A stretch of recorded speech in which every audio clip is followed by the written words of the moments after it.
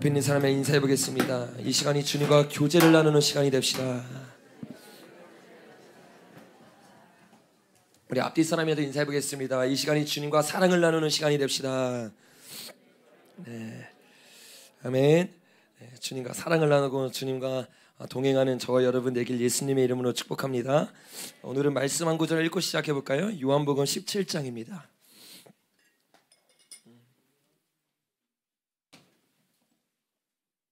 여러분, 예배 드릴 때 정말 옆에 있는 사람 신경 쓰지 말고 주님께 마음껏 부르짖고 주님을 마음껏 찾길 예수님의 이름으로 축복합니다. 네, 우리가 이 자리에 온 이유와 목적이 뭐냐면요, 그 답이 요한복음 17장 3절에 나와 있는데 같이 한번 읽어보겠습니다. 시작.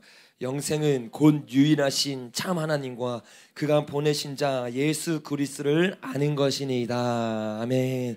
우리가 이 자리에 나온 이유가 영생을 얻기 위함일 줄로 믿습니다. 네, 그 영생 얻고 가셔야 돼요. 영생은 천국인데 그 천국 자체가 무엇이냐면 하나님을 알아가시는 것이고, 요한일서에 보니까 예수님 자체라고 말하고 있어요. 그래서 우리가 오늘 예수님을 경험하고 예수님을 얻기 시작하면 천국이 여기 있다 저기 있다 한데 우리 안에 있대요. 우리 안에 있대요. 그 다른 말로 무슨 말이냐면 예수님이 우리 안에 있는 거거든요. 제가 오늘 중고등부 예배 때 고린도 후서를 잠깐 나눴었는데 고린도 후서 한번 가볼까요? 고린도서 1장입니다. 5장 1절이에요. 거기 보니까 주님이 우리에게 영원히 거해야 될 집이 어떤 집인지를 말해주고 있습니다. 1절부터 읽어보겠습니다. 시작. 만일 땅에 있는 하나님께서 지으신 집 곧 손으로 지으신 것이 아니요 하늘에 있는 영원한 집이 우리에게 있는 줄 아느니라. 아멘. 우리에게 영원한 집, 우리에게 그 본향이 있다는 거예요. 아멘. 그래서 히브리서 11장이 이 땅에서 나그네처럼, 이 땅에서 외국인처럼 살아갔는데 더 놀라운 것은 무엇이냐면 이 땅 본향이 그냥 우리가 미래에 가야 될 땅이 아니라 지금 이 땅에서 누릴 수 있다고 이 고린도후서에서 말하고 있는데 2절부터 한번 읽어보겠습니다. 시작. 참으로 우리가 여기 있어 탄식하며 하늘로부터 오는 우리 처소를 덧입기를 간절히 사모하노라. 이렇게 입음은 우리가 벗은 자들로 발견되지 않으려 함이라. 4절. 참으로 이 장막에 있는 우리가 짐진 것 같이 탄식하는 것은 벗고자 함이 아니요 오히려 덧입고자 함이니 죽을 것이 생명에 삼긴 바 되려 함이라. 아멘. 여러분, 여기서 이 천국에 대해서 장막이라고 표현하는데 오늘 장막에 대해서 아주 자세하게 나눌 텐데 이 처소 장막을 우리가 간절히 사모하면서 나아가는데 중요한 것이 무엇이냐, 이 장막에 들어가기 위해서는 이 땅에서 미리 이 장막을 덧입은 자가 되어야 된다는 거예요. 근데 여러분, 요한복음 2장에 보니까 뭐라고 말하냐면 하나님이 우리의 성전이래요. 아멘. 그리스도의 지체로 우리가 있는 것이기 때문에 예수님의 몸된 지체가 성전이고 예수 그리스도입니다. 그래서 고린도전서 6장과 고린도후서 6장에 보면 너희 몸이 하나님의 전임을 알지 못하느냐 주님이 우리에게 증거를 하고 있어요. 그리고 고린도후서에서도 똑같이 우리에게 말하는 게 뭐냐, 이 장막이 우리 안에 이미 들어와 있어야 되는 거예요. 그래서 임의의 개념과 아직의 개념을 제가 설명을 드렸죠. 천국이 이미 우리에게 들어왔지만 아직 소유하지 못했어요. 아멘. 그래서 우리는 이 천국을 누리고 있는 자가 되어야 될 줄로 믿습니다. 그래서 여기서 말하는 게 뭐냐면 벗고 있는 자는 하나님 나라에 들어갈 수가 없다는 거예요. 벗음으로 발견된 자, 이게 요한계시록 2장에 나오는 교회의 모습이잖아요. 헐벗었어요. 눈 멀었어요. 벗고 있어요. 그러니까 어떻게 됩니까? 하나님이 내가 너를 알지 못한다고 말을 하는 거예요. 왜 그렇습니까? 주님이 알 수 없도록 의의 옷을 준비하지 못했고 계시록 7장 19장에서 나오는 세마포 옷을 준비하지 못했어요. 그리고 마태복음에서 누가복음에서 여러 차례 우리에게 증거하고 있는 것처럼 예복을 입고 있지 않아요. 이런 자들은 여러분 어떻게 되는 거예요? 주님으로 옷 입지 않아서 우리가 주님이 우리를 모른다고 하는 거야. 내가 그 안에, 그가 내 안에 있어야지만 주님과 관계를 맺고 있을 줄로 믿습니다. 여러분, 여기서도 뭐라고 말하냐, 주님을 입고 벗고자 하는 게 아니라 오히려 덧입고자 함이라. 이거를 로마서와 갈라디아서는 뭐라고 표현합니까? 로마서 13장을 보면 빛의 갑옷을 입어라. 그리고 갈라디아서 3절을 보니까 뭐라고 말해요? 그리스도로 옷 입은 자가 되라. 예수님으로 옷 입는 게 예수의 장막 안에 거하는 거고 주의 날개 아래 거하는 거야. 그래서 가장 아름다운 예배는 어떠한 예배냐? 한번 따라해 보겠습니다. 주의 옷자락을 만지는 예배. 이게 너무나 사랑스러운 예배인데 주님의 옷자락을 만지고 주님이 얼마나 사랑스러운지 깨닫기 시작할 때 예수 그리스도가 우리에게 옷 입힌 바 될 줄로 믿습니다. 저와 여러분이 오늘 이 예배를 통해 예수님으로 옷 입길 예수님의 이름으로 축복합니다. 이 옷을 입은 자가 예수님을 아는 자고 이 자를 오늘 요한복음 17장에서는 영생을 얻은 자라고 말하고 있어요. 그러니까 저와 여러분이, 제 소리 조금만 줄여주세요. 저와 여러분이 오늘 이 자리에서 예배를 드리고 주님 앞에 나아가는데 정말로 저와 여러분이 초점을 맞춰야 되는 게 뭐냐? 예수님으로부터 여러분의 초점을 떼시면 안 됩니다. 어떠한 상황과 환경을 통해서 계속해서 우리를 방해할 거예요. 그 예배를 드리지 못하고 예수님께 집중하지 못하게 할 겁니다. 그럴 때 여러분 따라해 보십시오. 사단아, 예수님의 이름으로 물러갈지어다. 예수님만 바랄지어다. 아멘. 나의 영혼이 예수님만 바라보게 해야 되는 거예요. 믿음의 주에 온전케 하는 예수님을 바라보면서 예배드리기 시작할 때 여러분의 예배가 성공하게 될 줄로 믿습니다. 저와 여러분의 예배가 어디에 성공할 수 있느냐, 어디에 실패할 수 있느냐가 정해지냐면 이 자리에 가득 채워서 예배드리냐 예배드리지 않느냐가 아니에요. 여러분이 예수님께 집중하고 있느냐, 말씀을 들으면서도 다른 것을 바라보는 것이 아니라 예수님을 먹고 있느냐, 여기에 차이가 있는 거예요. 그래서 여러분 말씀을 들으면서 어떻게 해야 돼요? 기도하면서 말씀을 들어야 돼요. 주님, 이 말씀이 양식이 되게 하여 주시옵소서. 이 말씀을 먹고 마시게 하여 주시옵소서. 주님으로만 채워지게 하여 주시옵소서. 주님으로 채워진 자는요 목마르지 않아요.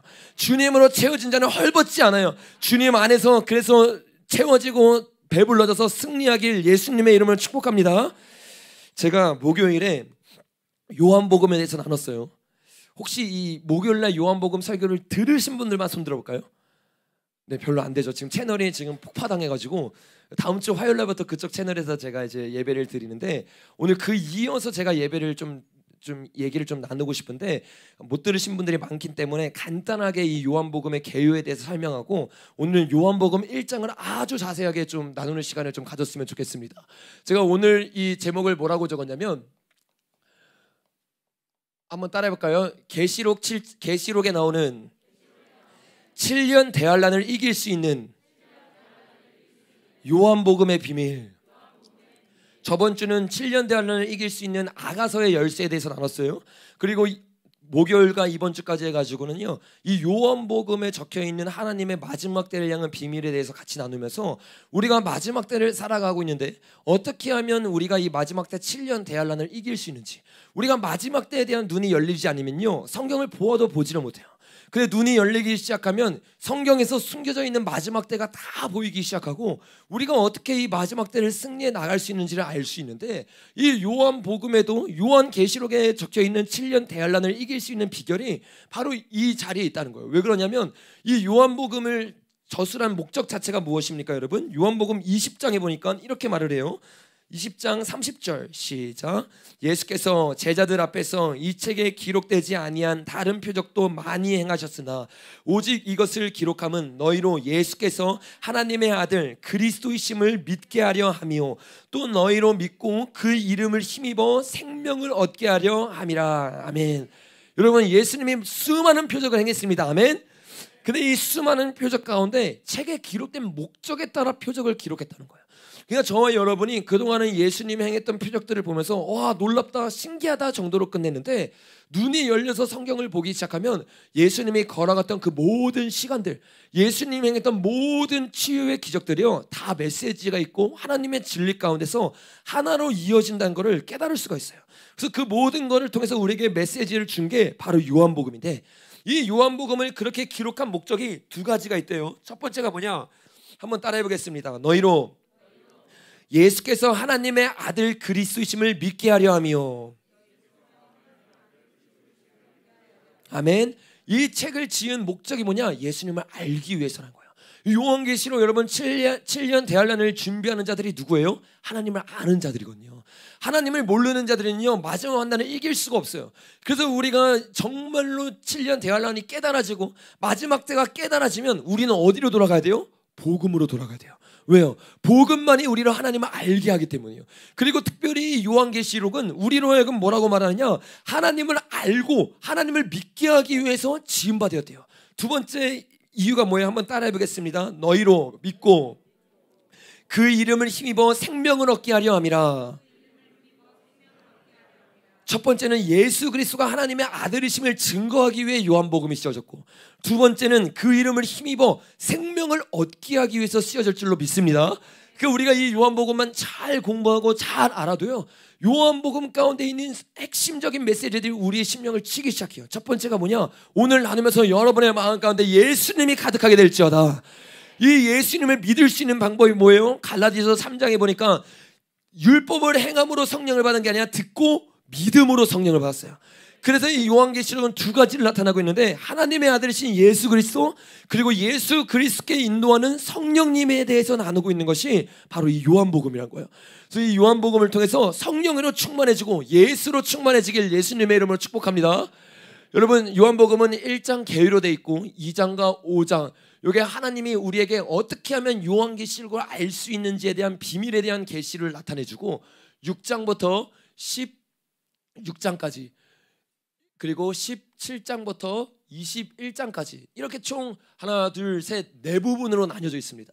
이 부분들만 쉽게 이해하면 여러분이 이 요한복음이 우리에게 말하고자 하는 바가 무엇인지를 너무나 손쉽게 알 수 있는데 1장에 있는 모든 내용들이 요한계시록과 매우 비슷한 구조로 이 요한복음이 적혀져 있습니다. 요한복음 말고 요한계시록이 7년 대환란을 나누기 전에 우리에게 어떻게 해요? 7인을 떼어주죠. 그리고 나서 모든 계율을 우리에게 보여준 다음에 깊이 들어가는 게 요한계시록이에요. 지금 이 요한복음도 마찬가지입니다. 요한복음 1장만 제대로 하면 오늘 1장을 아주 자세히 나눌 건데 여기 요한복음에서 말하고 있는 하나님의 메시지들이 무엇인지 퍼즐처럼 맞춰지기 시작해요. 그리고 나서 이 2장과 5장은 이 본론으로 들어가기 전에 서론과 같은 역할입니다.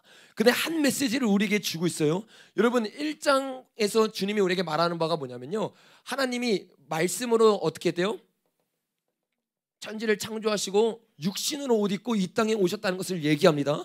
그리고 나서 마지막에 뭐라고 말하냐면 나는 물로 세례를 주는데 예수 그리스도는 뭐로 세례를 준대요?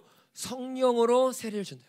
말씀과 성령, 아까 요한복음 20장에서 말했던 것처럼 이 두 가지의 맥락으로 쭉 이어가고 있는 거예요. 여러분 2장이 여러분 어떤 내용이에요? 가나의 혼인잔치 어떻게 됩니까? 물이 포도주가 돼요. 여러분 이 물이 뭐를 가르친 거예요? 성경에서 말씀을 가르치죠. 에베소에서 티나 주름 잡힌 것이 없이 거룩한 말씀으로 우리를 씻게 하신대요. 에스겔 11장과 에스겔 36장에 보니까 똑같은 말을 계속하고 있어요. 그래서 성경에서는 항상 물을 말할 때 우리에게 뭐라고 말해요? 하나님의 말씀이라고 말해요. 고린도전서 3장을 기억해 보세요. 고린도 교회가 다 나뉘어졌어요. 그랬더니 이 바울이 뭐라고 합니까? 나는 심었고 말씀을 심는 것일 줄로 믿습니다. 심고 끝나는 게 아니라 아볼로는 뭘 했대요? 물을 주고 뭘 준 거예요? 말씀을 준 거예요. 아볼로랑 바울은 말씀을 줬는데 자라나게 하시는 이는 누구예요? 하나님인 거예요. 그래서 여러분 말씀을 전하는 사람을 존중하고 존경할 수는 있지만 하나님 자리에 놔둬야 됩니까? 안 놔둬야 됩니까? 안 놔둬야 돼요. 요거를 착각하는 순간 이 교회가 어떻게 해요? 우상 숭배하게 되고 사람을 높이는 자리가 되는 거예요. 여러분 하나님 얼굴 구하는 교회는 오직 예수님만 드러나길 예수님의 이름으로 축복합니다. 여러분 이렇게 물로써 복음을 주고 성령의 포도주로 변하는 역사가 일어나요. 그리고 여러분 3장에 보니까 니고데모가 나타나는데 니고데모에게 예수님이 뭐라고 말합니까? 물과 성령으로 거듭나지 아니하면 하나님 나라를 볼 수 있대요 없대요? 볼 수가 없다는 거예요. 여러분 이 메시지들이 한 메시지들을 계속 우리에게 던지고 있는 거예요. 여러분 4장에서 수가성 여인을 만납니다. 그때 예수님이 뭐라고 말합니까? 여기서 저기서 예배드리는 것이 아니라 영과 진리로 신령과 진리로 예배드리는 자들이 진짜 예배드리는 자다. 우리가 정말로 주님 앞에 오늘 예배드리러 나왔는데 단순히 진리만 갖고 예배드리면 안 돼요. 성령님의 운행하심이 이 자리에 있을 줄로 믿습니다. 말씀하면서 성령님을 터부시에요. 성령 하면서 말씀을 터부시에요. 근데 주님이 우리에게 말씀했던 예배는 어떤 예배냐? 말씀과 성령이 균형을 이루는 예배. 주님을 따라가고 진리의 영신 성령님이 운행할 때 하나님의 역사가 될 줄로 믿습니다. 여러분 5장에서 바로 뭐가 나와요? 여러분 성경을 찾아보면서 따라오시면 더 이해가 쉽습니다. 바로 앞에 뭐가 나와요? 베데스다 연못이 나와요. 그리고 거기에 38년 된 병자가 나오는데 거기 물에 들어가면 다 나음을 받아요? 아니면 다 나음을 못 받아요? 다 나음을 못 받아요. 언제 나음을 받느냐? 천사 하나님의 영이 베데스다 연못에 들어가는 순간 그때 하나님이 연못을 동하기 시작하고 하나님의 놀라운 역사들이 일어나는 거야. 아멘. 여러분 이것을 통해서 요한복음을 우리가 이해하고 마지막 때를 이해하기 위해서 우리에게 필요한 두 가지 축을 보여주는 거야. 마지막 때요 할 수만 있으면 택하신 자들을 미혹하게 하는데 어떻게 미혹하느냐? 내가 여기 있다 저기 있다 하면 그리스도의 이름으로 나오기 시작해요. 왜 이것을 분별 못하느냐? 진리에 서 있지 못하기 때문이에요. 마지막 때 이길 수 있는 교회는 음부의 권세를 이기는 교회는 반석 위에 집을 지은 교회입니다. 이 교회는 진리를 사활적으로 붙잡는 교회예요. 이 진리에서 벗어난 순간 누가 와서 우리에게 얘기해도 그것을 떨쳐내길 예수님의 이름으로 축복합니다. 이렇게 진리로 강력하게 주님 앞에 나아가는데 이 진리만 갖고도 안 돼요. 진리를 가장 많이 알고 있었던 사람이 이 시대의 바리새인들이에요. 서기관이에요. 오늘 좀 자세하게는 아니지만 간략하게 나누겠지만 바리새인들과 서기관들이 요한복음에서 예수님을 못 알아봐요. 예수님이 너무나 명확하게 내가 하나님의 아들이다, 주는 그리스도 살아계신 하나님이라는 것이 바로 나이다, 이것을 너무나 분명하게 눈이 열린 사람이 볼 수 있도록 비유로 말씀해 주시거든요. 근데 이 비유를 못 깨닫는 거야. 그러니까 저와 여러분이 오늘 이게 주제가 아니지만 간단하게 나눌 때 보면요, 충격을 받을 거예요. 아, 내가 바리새인이었구나, 내가 서기관이었구나, 내가 여태까지 성경을 보아도 성경을 보지를 못했구나. 주님이 비유로 말씀하는 이유는 다른 사람들은 알지 못하고 하나님이 미리 아신 자들, 그 자들이 깨달아 알 수 있도록 주님이 비유로 말씀하셨는데 내가 30년 40년 신앙생활을 했는데 이 비유를 깨닫지를 못했어요. 여러분, 오늘 비유가 깨닫게 되길 예수님의 이름으로 축복합니다.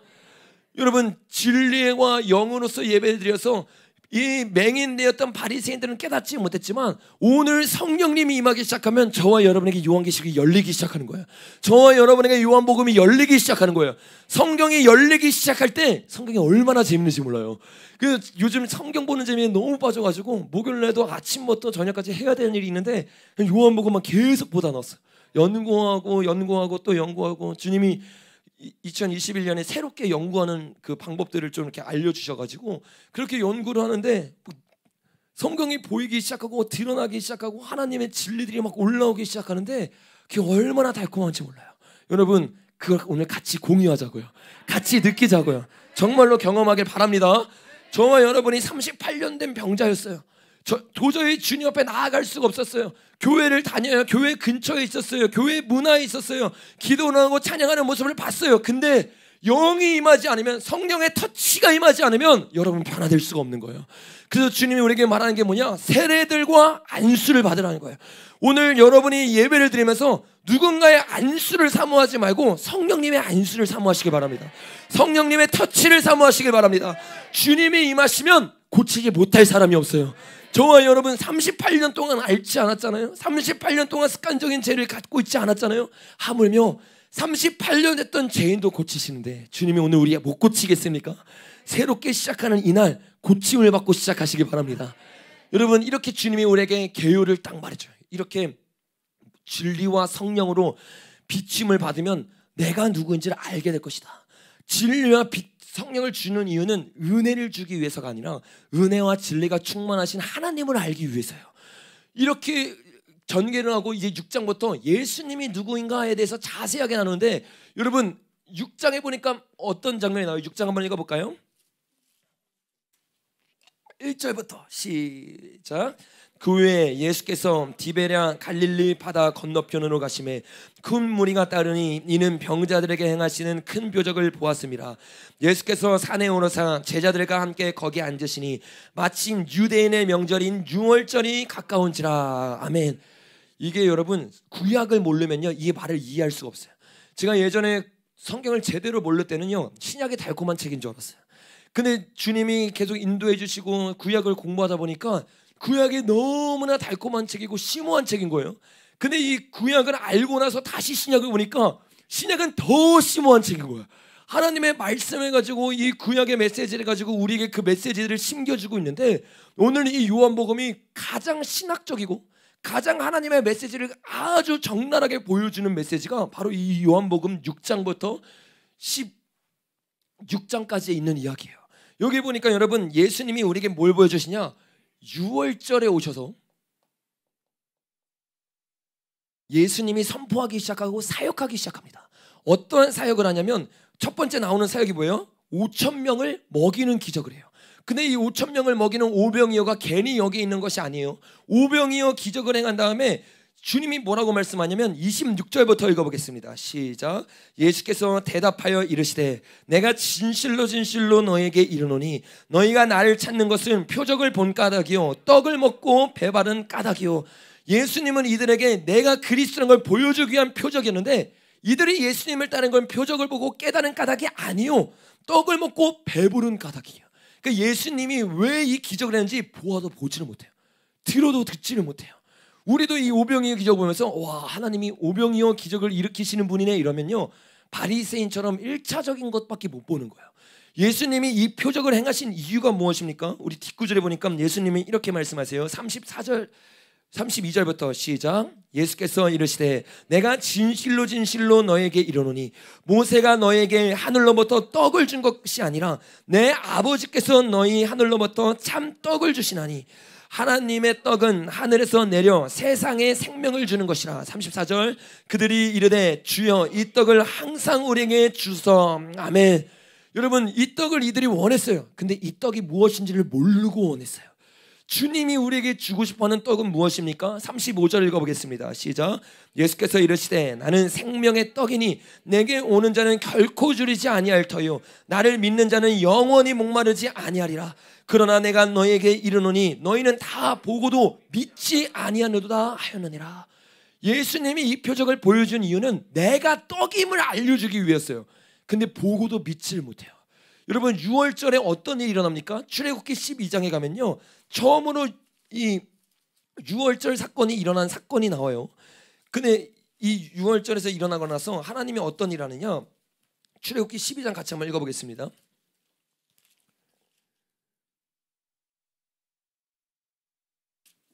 (12장) 3절부터 2절부터 시작. 이달을 너희의 달의 시작 곧 해의 첫 달이 되게 하고. 6월절은 여러분 예수 그리스도를 나타내는 거예요. 아멘.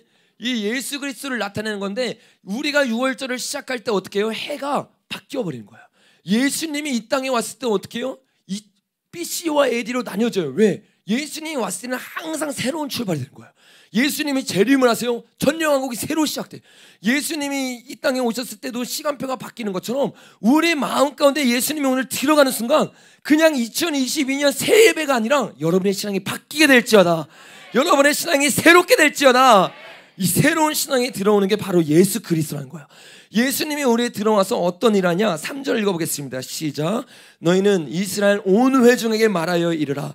이달 열흘에 너희 각자가 어린 양을 취할지니 각 가족대로 그 십주를 취하여 어린 양을 취하되 그 어린 양에 대하여 식구가 너무 적으면 그 집의 이웃과 함께 사람 따라서 하나님을 취하며 각 사람이 먹을 수 있는 분량에 따라서 너희 어린 양을 계산할 것이며 너희 어린 양은 흠없고 1년 된 수컷으로 하되 양이나 염소 중에 취하고 이달 열 나흘까지 간직하였다가 해 지을 때 이스라엘 회중이 그 양을 잡고 그 피를 양을 먹을 집 좌우 문설주와 임방에 바르고 그 밤에 그 고기를 불에 구워 무교병과 쓴 나물과 아울러 먹되 날 것으로나 물에 삶아서 먹지 말고 머리와 다리와 내장을 다 불에 구워 먹고. 아멘. 여러분, 이 6월절날 하는 특징이 있습니다. 첫 번째 특징이 뭐냐면 떡과 이 빵을 먹는 거죠. 어떤 빵이에요? 무교절을 먹는 거예요. 무교절을 먹는 뜻이 뭐예요? 예수 그리스도가 우리 위해서 죽으심을 나타내는 이 무교절을 먹는 거예요. 무교절만 먹는 게 아니라 가장 중요한 게 뭐냐면 어린 양을 취합니다. 그래서 피를 바르고, 세 번째가 뭐예요? 어린 양을 먹는 거예요. 이게 6월절의 참된 의미예요. 근데 6월절은 저와 여러분이 아는 것처럼 예수 그리스도 자신인데, 예수님이 이 요한복음에 오셔서 이 6월절을 지키고 있는 너희들아, 너희가 기다리고 있던 메시아가 나이라고 주님이 지금 말하고 있는 거야. 첫 번째 뭐라고 말했어요? 내가 생명의 떡이니 내가 무교병이다. 주님이 말을 하고 있는 거예요. 그리고 53절에 보니까 뭐라고 말합니까? 시작. 예수께서 이르시되, 우리 요한복음 6장 53절입니다. 시작. 예수께서 이르시되 내가 진실로 진실로 너에게 이르노니 인자의 살을 먹지 아니하고 인자의 피를 마시지 아니하면 너희 속에 생명이 없느니라. 내 살을 먹고 내 피를 마시는 자는 영생을 가졌고 마지막 날에 내가 그를 다시 살리니니 내 살은 참된 양식이요 내 피는 참된 음료로다. 아멘. 예수님이요 그냥 이 자리에 내가 내 살과 내 피를 먹어야 된다고 말하는 게 아니라 6월절 기간에 정확히 들어가서 내가 그리스도의 살아계신 하나님의 아들임을 증거하고 있는 거야. 그러면서 뭐라고 말해요? 56절 시작. 내 살을 먹고 내 피를 마시는 자는 내 안에 거하고 나도 그 안에 거하나니 살아계신 아버지께서 나를 보내심에 내가 아버지로 말미암아 사는 것 같이 나를 먹는 사람도 나로 말미암아 살리라. 아멘. 여러분 이 유월절이요 단순히 절기가 아니라 유월절, 영적인 유월절을 우리가 지키기 시작할 때 예수 그리스도로 먹고 마시게 될 줄로 믿습니다. 여러분 예수님이 우리에게 이걸 증거하고 있는 거예요. 너희가 참 하나님과 예수 그리스도를 알아야 되는데 예수 그리스도가 누구냐? 이 유월절을 이루시는 분이라는 거예요. 피로써 우리의 죄를 사해 주시고 어린 양으로서 그가 내 안에 거하시면서 우리를 구원하시는 분, 그가 예수 그리스도를 믿습니다. 요거를 유월절에 정확하게 전하고 나서 예수님이요 또 다른 절기에 나타나는데 7장으로 넘어가 봅시다. 7장 1절부터 2절까지 시작. 그 후에 갈리에 다니시고 유대에서 다니려 아니하려심은 2절 유대인의 명절인 초막절이 가까운지라. 요 요한복음은 1장부터 21장까지 장마다 그 시간을 알려줍니다. 근데 그 시간 타임 테이블이요 너무나 정확해요. 뭐라고 말해요? 이 다음에 하나님이 어디로 인도하세요? 초막절로 인도하세요. 초막절이 장막절이죠. 여러분 7대 절기가 있는데 좀 이따 나누겠지만 첫 번째가 뭐예요? 유월절, 무교절, 초실절, 오순절, 나팔절, 그 다음 뭐예요? 대속제일, 마지막이 장막절이면서 초막절입니다. 그 예수님이 지금 이 유월절 처음과 시작을 예수님이 끝마치고 있다는 걸 우리에게 정확하게 보여주기 위해서 이 7장에서 초막절을 말해주는데 이 초막절은 여러분 특징이 있어요. 어떤 특징이 있냐면 예수님이 우리에게 이 초막절을 명하시면서 출애굽기 20장, 레위기 23장 한번 가볼까요?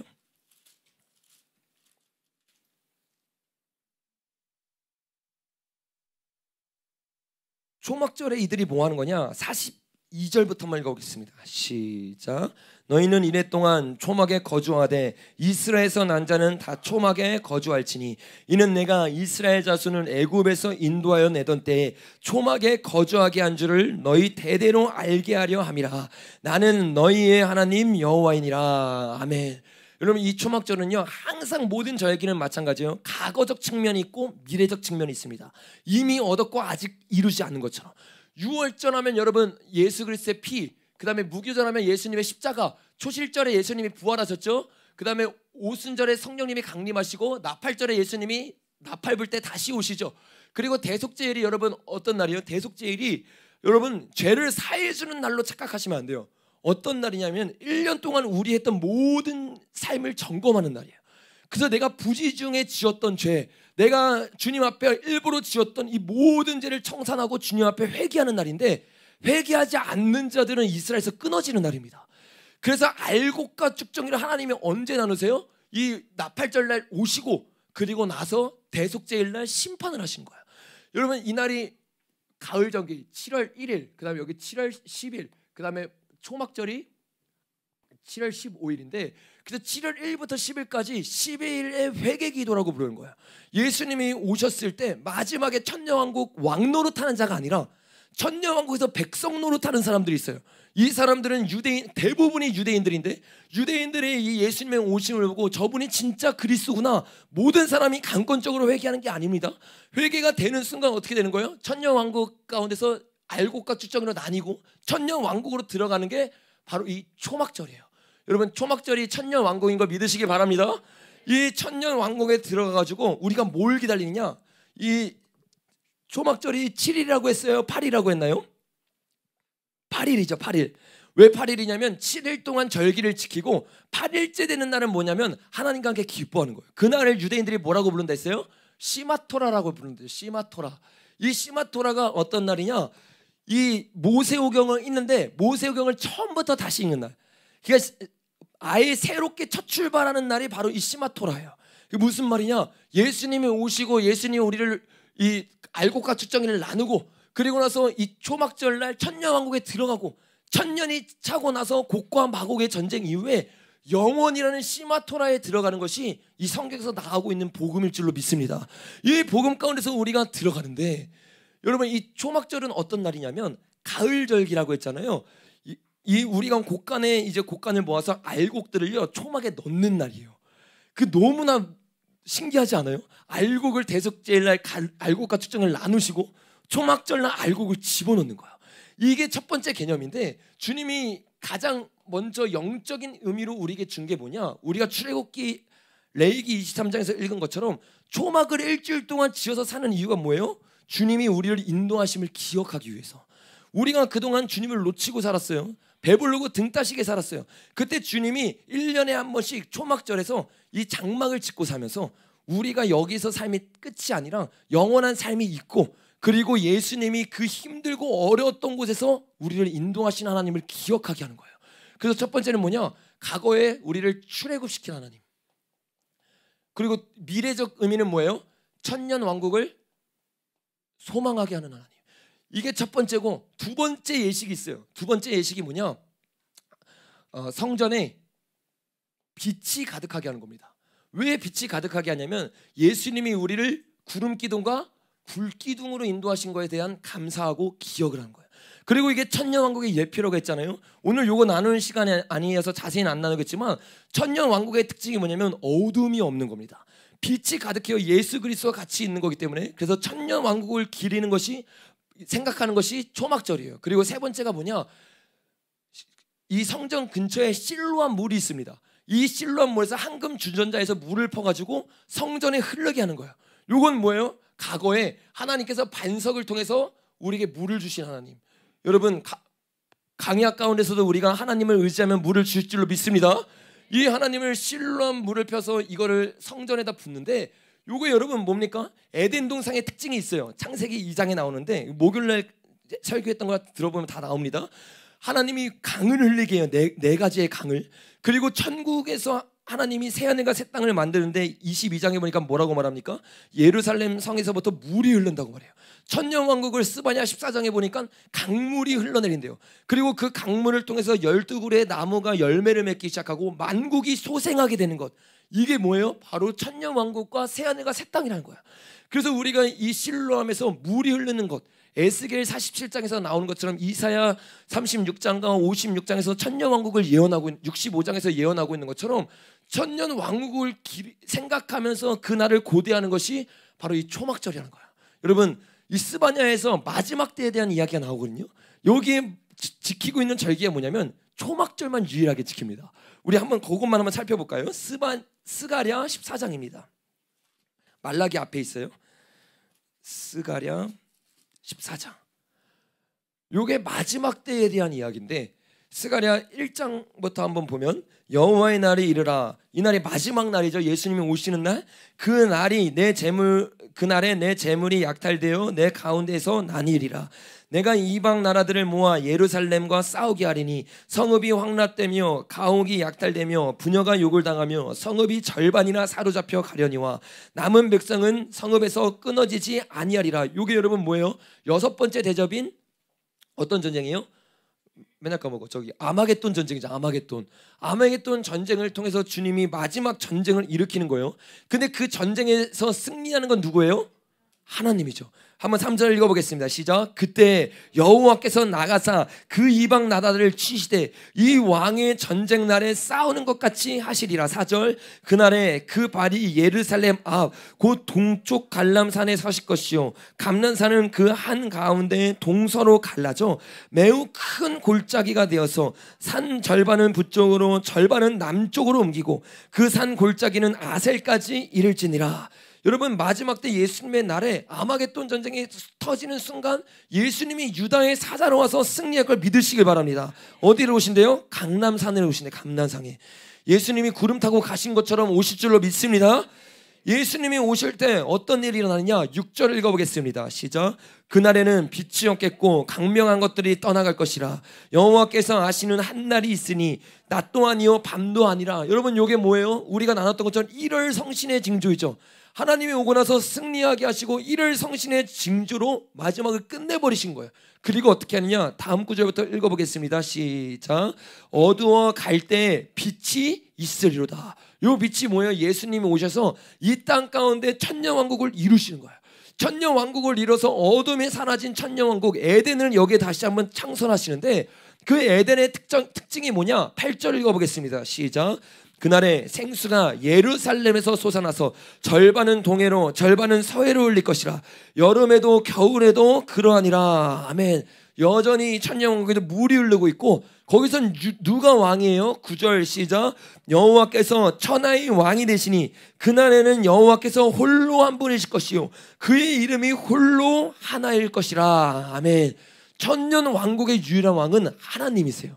그래서 하나님이 에덴에서 반역했던 자들을 물리치시고 하나님이 다시 한번 에덴의 보좌에, 에덴이요 여러분, 이게 뭐냐면 성전이거든요. 성전을 짓기 전에 이 우주를 하나님이 성전으로 만드셨어요. 이게 진짜 놀라운 건데 우주 가운데 지구가 하나님의 성막이었어요. 그래서 여러분 에덴이 어디에 있대요? 동쪽에 있대요. 동쪽에. 그리고 여러분 이 성막을 만들고 문은 어디로 들어가요? 동에서 서로 가죠. 그리고 계속 나눴던 것처럼 출애굽할 때 가나안 땅에 어떻게 들어갑니까? 이렇게 들어갈 수도 있는데 북으로, 동으로 돌아서 요단강을 건너서 들어가요. 하나님의 성정은 항상 동과 서로, 그래서 해도 동에서 떠서 서로 헤어지잖아요. 하나님이 이 자연법칙과 모든 것을 통해서 우리에게 이 동과 서를 정확하게 나눠주셨어요. 그래서 우리가 회개하면 동이 서에서 먼 것 같이 우리의 죄가가 옮겨질 줄로 믿습니다. 이게 하나님이 우리에게 말하고 있는 바인데, 이런 천년 왕국에서 유일하게 드려지고 있는 7대 제사가 있어요. 그게 16절에 나오는데 한번 읽어보겠습니다. 시작. 치러왔던 이방 나라들 중에 남은 자가 해마다 올라와서 그 왕 만군의 여호와께 경배하며 초막절을 지킬 것이니라. 땅에 있는 족속들 중에 그 왕 만군의 여호와께 경배하러 예루살렘에 올라오지 아니한 자들에게는 비를 내리지 아니하실 것인즉, 만일 애굽 족속이 올라오지 아니할 때는 비 내림이 있지 아니하리니, 여호와께서 초막절을 지키러 올라오지 아니하는 이방 나라들의 사람을 치시는 재앙을 그에게 내리실 것임이라. 아멘. 여러분 이때는요 다른 제사는 다 없는데 어떤 제사가 있어요? 초막절이 있어요. 이 초막절을 실제대로 지킨다는 게 아니라 영적인 의미를 말하는 거죠. 왜 그렇습니까? 이때 당시 시간이 바로 초막절의 시간이고, 이 초막절을 통해서 장막을 지면서 우리가 1000년 동안 살 집이 아니라 영원한 천국을 기대하면서 계속적으로 주님을 바라보는 이 땅에서 나그네에서의 삶을 끝까지 살기 때문에, 그래서 이 초막절은 마지막 천년 왕국에서도 계속해서 지어지는 거예요. 여러분 우리가 천년 왕국에 있든 여기에 있든 다시 들어갈 영원한 장막을 고대하시길 바랍니다. 그 장막을 바라보면서 나아갈 때 우리가 마라나타 신앙으로 나아갈 수 있는 거예요. 그래서 이 땅에서 나그네처럼 외국인처럼 살아가니까 사람들이 우리를 얼마나 공격하든, 정부가 우리를 얼마나 탄압하든, 이렇게 예배드린 거 하면 또 난리를 칠 거 아니에요. 난리를 칠 때도 어떻게 해야 돼요? 하나님의 말씀만을 바라보시기 바랍니다. 하나님만이 우리의 유일한 왕이신 거예요. 여러분 중요한 게 여기 있어요. 여기 보면 이 장막과 성전의 빛과 실로와 성전에 통해서 하나님이 계속해서 이 주님이 초막절의 유일한 왕이시다, 이거를 우리에게 보여주고 있는 건데, 이 요한복음 7장 여러분 다시 한번 가보겠습니다. 7장에 가니까요 예수님이 이렇게 말씀하세요. 7장 6절부터 시작. 예수께서 이르시되 내 때는 아직 이르지 아니하였거니와 너희 때는 늘 준비되어 있느니라. 세상이 너희를 미워하지 아니하되 나를 미워하니 이는 내가 세상의 일들을 악하다고 증언함이라. 너희는 명절에 올라가라. 내 때가 아직 차지 못하였으니 나는 이 명절에 아직 올라가지 아니하리라. 예수님이 이 초막절에요 먼저 올라가지 않고 그들을 먼저 보내셨어요. 왜냐하면 예수님은 초림 때 오신 이유가 유월절을 성취하게 오셨지 초막절을 성취하기 위해 오신 게 아니기 때문이에요. 그래서 그들을 먼저 보내고 그 뒤에 조용히 가십니다. 그리고 가서 예수님이 지금 내가 초막절의 주인으로 온 건 아니지만 이 초막절은 나를 위한 것이다를 예언적으로 선포하기 시작하는데, 우리가 같이 한번 읽어봤으면 좋겠어요. 37절부터입니다. 시작. 명절 끝날, 요 명절 끝날이 여러분 언제예요? 초막절 끝, 시마토라를 말하는 거죠. 8번째 날. 이 8번째 날 예수님이 가셔가지고 어떻게 하냐, 이 초막절에는 지내지 않으셨어요. 그 날이 아니기 때문에 끝날 오셔서 내가 이 초막절의 주인임을 선포하시는데, 읽어보겠습니다. 시작. 명절 끝날 곧 큰 날에 예수께서 서서 외쳐 이르시되 누구든지 목마르거든 내게로 와서 마시라. 나를 믿는 사람은 성경의 이름과 같이 그 배에서 생수의 강이 흘러오리라. 아멘. 생수의 강이 그냥 여기에 적혀 있는 게 아니에요. 왜 여기에 적혀 있습니까? 예수님이 초막절의 주인인 것.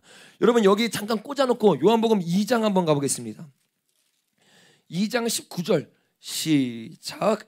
예수께서 대답하여 이르시되 너희가 이 성전을 헐라 내가 사흘 동안 일으키리라. 예수님이 그 성전을 보고요 이 성전을 헐라 그랬어요. 그 사흘 동안 다시 살아난다는 것은 겉에 보이는 성전이 아니라 예수님의 몸을 말하는 거예요. 그러니까 예수 그리스도가 성전 자체거든요. 이 성전 자체이신 예수님이 생수의 강이 거기서 흘러나온다는 거예요. 너희가 예식으로 지키고 있는 이 초막절의 주인이 나이고 내 자체가 성전이고 내 자체가 물을 너에게 줄 수 있는 영원한 생수의 근원이라는 거야. 아멘. 그래서 예수님, 이 진리신 예수님을 따라가기 시작할 때 우리 가운데 어떤 일이 생기냐? 생수의 강이 흐르는데, 생수의 강이 무엇입니까? 39절 읽어보겠습니다. 시작. 이는 그를 믿는 자들이 받을 성령을 가리켜 말씀하신 것이라. 예수님이라는 성전 가운데서 물이 나오는데 이게 성령의 폭포수와 같은 임재라는 거야. 오늘 저와 여러분이 하나님의 말씀을 나눌 때 성령의 폭포수와 같은 임재가 여러분 속에서 터져나오길 예수님 이름으로 축복합니다. 여러분, 예수님 뭐를 이루신 거예요? 지금 내가 이 물 자체고 내가 생명수라는 걸 우리가 알려주기 시작하고, 이 8장으로 넘어가서 계속 초막절로 이어지면서 얘기를 하고 있는 거예요. 명절 끝날 언제냐? 우리 8장 1절 2절 읽어보겠습니다. 시작. 예수는 감난산으로 가시니라. 아침에 다시 성전으로 들어오시니, 요 아침이 명절 끝날이 계속 이어지고 있는 거예요. 아직 초막절입니다. 초막절에 예수님이 무엇을 선포하십니까? 12절 읽어보겠습니다. 시작. 예수께서 또 말씀하여 이르시되 나는 세상의 빛이니 나를 따르는 자는 어둠에 있지 아니하고 생명의 빛을 얻으리라. 아멘. 예수님이요, 이 성전의 빛, 어두워지지 않는 이 장막이 누구냐? 바로 나라는 것을 가리키는 거야. 내가 너희가 기다리고 있는 그 메시아다. 너무나 명확하게 예수님이 말하고 있는데 이들이 알아봐요, 못 알아봐요? 못 알아봐요. 예수님이 지금 어떤 말을 하고 있는지 보아도 보지 못하고 들어도 듣지를 못하는 거예요. 근데 여러분, 더 놀라운 건 무엇이냐면 이 모든 걸 말하고 나서 9장에 가니까, 이 9장도 여러분 아직 현재 진행형입니다. 1절 읽어보겠습니다. 시작. 예수께서 길을 가실 때, 아직 초막절 아침이에요. 길을 가실 때 날 때부터 맹인된 자를 봤어요. 볼 수가 없어요. 이 맹인된 자를 보는데 하나님이 이 맹인된 자를 어떻게 고칩니까? 우리 같이 한번 읽어볼까요? 6절부터 시작.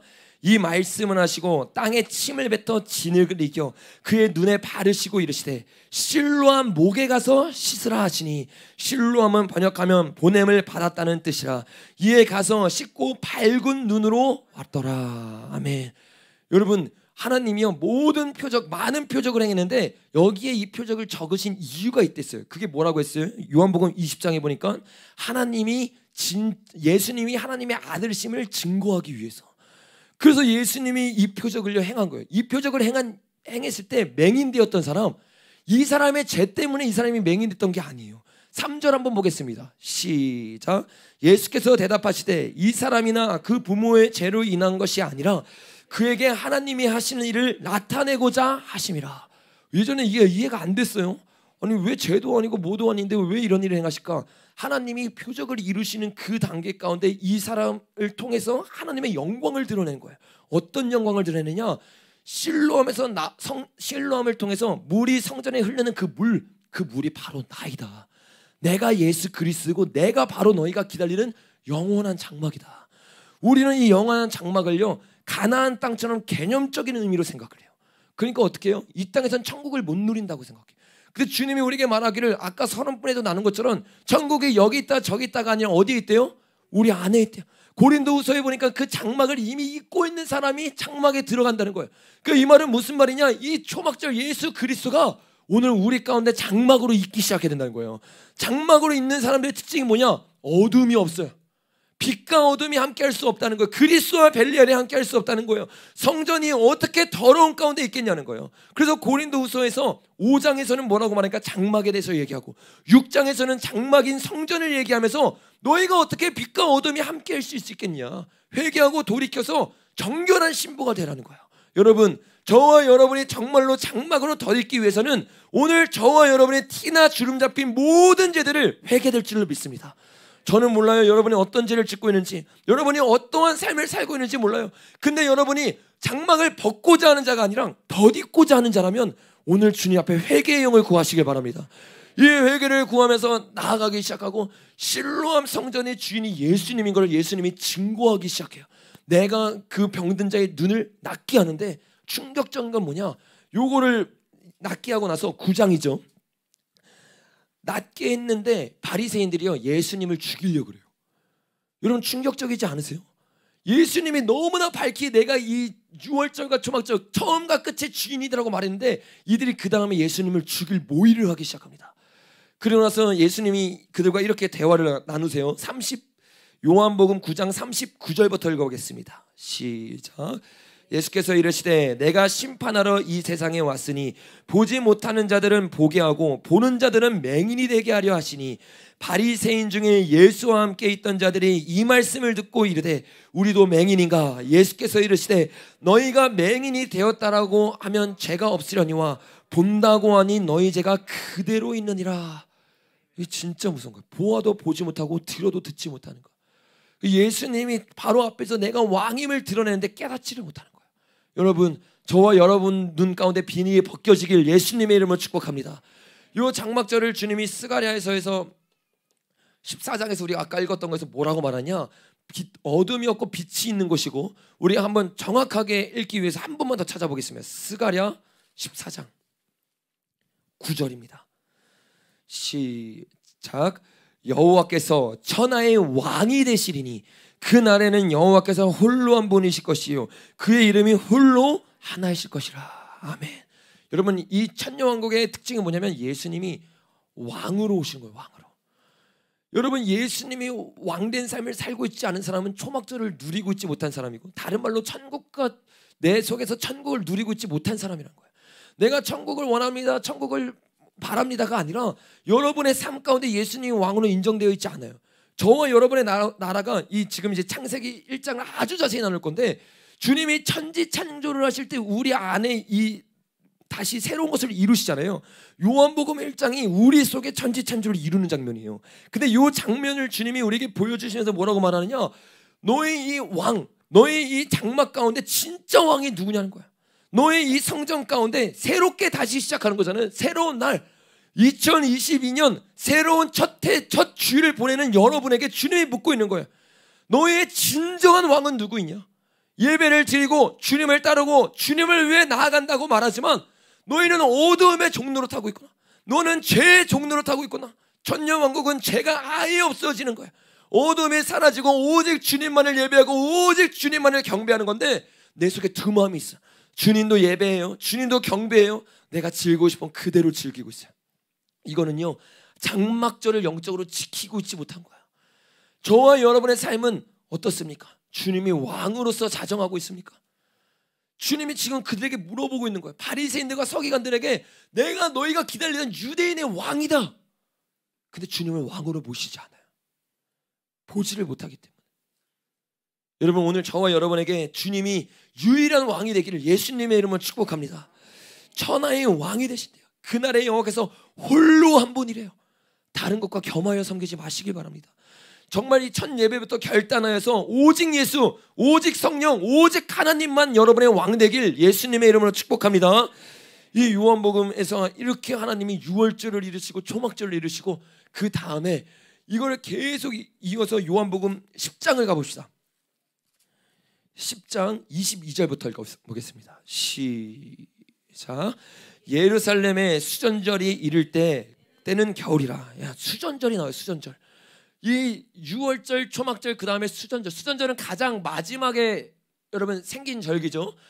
그러니까 요한복음의 마지막 때가 적혀 있다는 거예요. 수전절을 예수님이 성취하러 오셨고, 이 수전절의 의미가 무엇인지를 알면, 이 수전절이 여러분 한우카잖아요. 지금 이스라엘에서 드려지고 있잖아요. 이 한우카의 절기가 무엇인지를 깨닫기 시작할 때, 이 마지막 때 요한복음이 왜 열쇠가 되는지를 우리가 알 수 있는데, 이걸 제가 목요일날 좀 자세하게 나눴는데 간단하게만 한번 살펴보겠습니다. 다니엘 11장입니다. 다니엘 11장에 보면요, 예수님이 우리에게 마지막 때에 대해서 증거를 해요. 8장에서 메대와 바사 그리고 헬라에 대해서 증거를 하시고, 11장에서 이 헬라에 더 초점을 맞춰서 하나님이 이야기를 하시는데, 왜 헬라에 더 초점을 맞추느냐? 이 바벨론도 바벨론인데 헬라는요, 마지막 때 적그리스의 왕국을 너무나 많이 담고 있어요. 왜냐하면 헬라는요, 문화 정책을 펼쳤거든요. 문화를 점령하고 언어를 점령하고 그 사람들의 가치관을 바꾸려고 했던 게 바로 헬라예요. 그래서 예수님 시대가 로마 시대잖아요. 근데 여러분, 어떤 언어로 이 성경이 번역됐어요? 헬라어. 왜냐하면 헬라가 그만큼 문화를 장악하고 있었기 때문에 로마가 와가지고 다시 통치해도 헬라어를 써요. 헬라어로 가르침을 받아요. 그 정도로 문화 깊숙한 곳까지 침투해서 이 헬라의 사람들이 적그리스도적 통치를 했는데, 또 그도 그럴 것이 그 헬라 왕 중에 한 명이 적그리스도의 뭐예요? 표본이에요. 그 사람이 우리가 전에 나눴던 안티오코스 에페파네스 4세입니다. 요 사세가 예수님이 아니죠. 적그리스도의 모형인데 이 사람이 여러분 어떻게 나라를 점령한다고 했어요? 우리 11장 20절부터 읽어보겠습니다. 시작. 그 왕위를 이을 자가 압제를 그 나라의 아름다운 곳으로 두루 다니게 할 것이나 그는 분노함이나 싸움이 없이 몇 날이 못되어 망할 것이요 또 그 왕위를 이을 자는 한 비천한 사람이라. 여기 비천한 사람, 이 사람이 안티오쿠스 에피파니스 4세예요. 요 4세가 어떻게 왕위를 잡느냐? 적그리스도의 모형인데, 자 23절부터 시작. 그와 약주한 후에 그는 거짓을 행하여 올라가. 첫 번째가 뭐예요? 거짓을 행하는 사람이에요. 거짓 정책을 하고 거짓말하면서 어떻게 하느냐? 시작. 소수의 백성을 가지고 세력을 얻을 것이며, 통일 전선은 운동이잖아요. 소수를 가지고 거짓말을 쳐가지고 이 사람들을 어떻게 해요? 같은 팀으로 만들기 시작하고. 24절 시작. 그가 평안한 때 그 지방의 가장 기름 곳으로 들어와 그의 조상들과 조상들의 조상이 행하지 못한 것을 행할 것이요 그는 노력하고 탈취한 재물을 무리에게 흩어주며 계략을 세워. 요들의 특징이 뭐예요? 거짓 평화를 말하고 통일 전선 훈련으로 나아가고 거짓말로 선동하고, 그리고 어떻게 해요? 가진 재산을요 분배해주기 시작해요. 포퓰리즘 정책을 하는 거죠. 이런 정책을 통해서 마지막 때 어떻게 됩니까, 여러분? 우리들을 미혹하기 시작하고 진짜 왕이라고 말하면서 이 사람들이 따르는 역사가 일어난다는 거예요. 여러분, 이 사람이요 로마와 전쟁하는데 로마한테 집니다. 그리고 나서 자기가 화나가지고 돌아오면서 예루살렘에 들리는데 그 장면이 30절부터 나오거든요. 한번 보겠습니다. 시작. 이는 기띔의 배들이, 기띔 배가 로마의 배입니다. 로마의 배들이 이르러 그를 칠 것임이라. 그가 낙심하고 돌아가면서 맺은 거룩한 언약에 분노하고. 이 사람이요 거짓으로 거룩한 언약, 평화조약을 맺거든요. 근데 때가 되면요 처음에는 사람들 유혹하는 언약이에요. 근데 때가 되면 얘가 획가닥해가지고 이 언약을 깨기 시작하는데 어떻게 깨냐? 읽어보겠습니다. 자기 땅에 돌아가서는 맺은 거룩한 언약을 배반하는 자들을 살필 것이며 군대는 그의 편에 서서 성소 곧 견고한 곳을 더럽히며 매일 드리는 제사를 폐하며 멸망하게 하는 가증한 것들을 세울 것이며 그가 또 언약을 배반하고 악행하는 자를 속임수로 타락시킬 것이나 오직 자기 하나님을 아는 백성은 강하여 용맹을 떨치리라. 아멘. 참 너무 놀라운 게 이 마지막 때에 대한 예언은 항상 암울하게 끝나는 게 아니라 승리로 끝나요. 여러분, 여기 보니까 이 사람들이 완전 적그리스도처럼 그때 당시에 실제로 일어났던 이중 예언입니다. 그때 당시에 와가지고 성전을 다 깨부순 다음에 보좌에 누구를 앉혀요? 제우스 신상을 앉혀요. 그래서 그 제우스 신상을 예배하고 경배하는 일이 일어나요. 근데 그때 여러분 모든 사람이 타협하는 게 아니에요. 하나님이 엘리야와 7,000명을 오늘 이 시대에 남겨줬을 줄로 믿습니다. 그 7,000명들이 일어나서 어떤 일을 하냐면 그게 하스몬 가문인데 우리가 마따디아 제사장에 대해서 나눴잖아요. 기억나시죠? 그 제사장들이 목숨을 걸고 성전을 탈환하기 위해서 3년이라는 시간, 3년이 좀 넘는 시간 동안 목숨을 걸고 싸우기 시작합니다. 그리고 그 시간이 지나서 결국에는 그 게리랄전을 하거든요. 수가 적으니까. 그 전쟁 가운데 승리를 해서 결국에는 성전을 탈환을 해요. 아멘. 우리 가운데 그런 일이 일어나게 될 줄로 믿습니다. 우리가 주님을 따라가기 시작할 때 이 사람들의 특징이 뭐냐? 한번 따라해 보겠습니다. 오직 자기의 하나님을 아는 백성은 강하여 용맹을 떨치리라.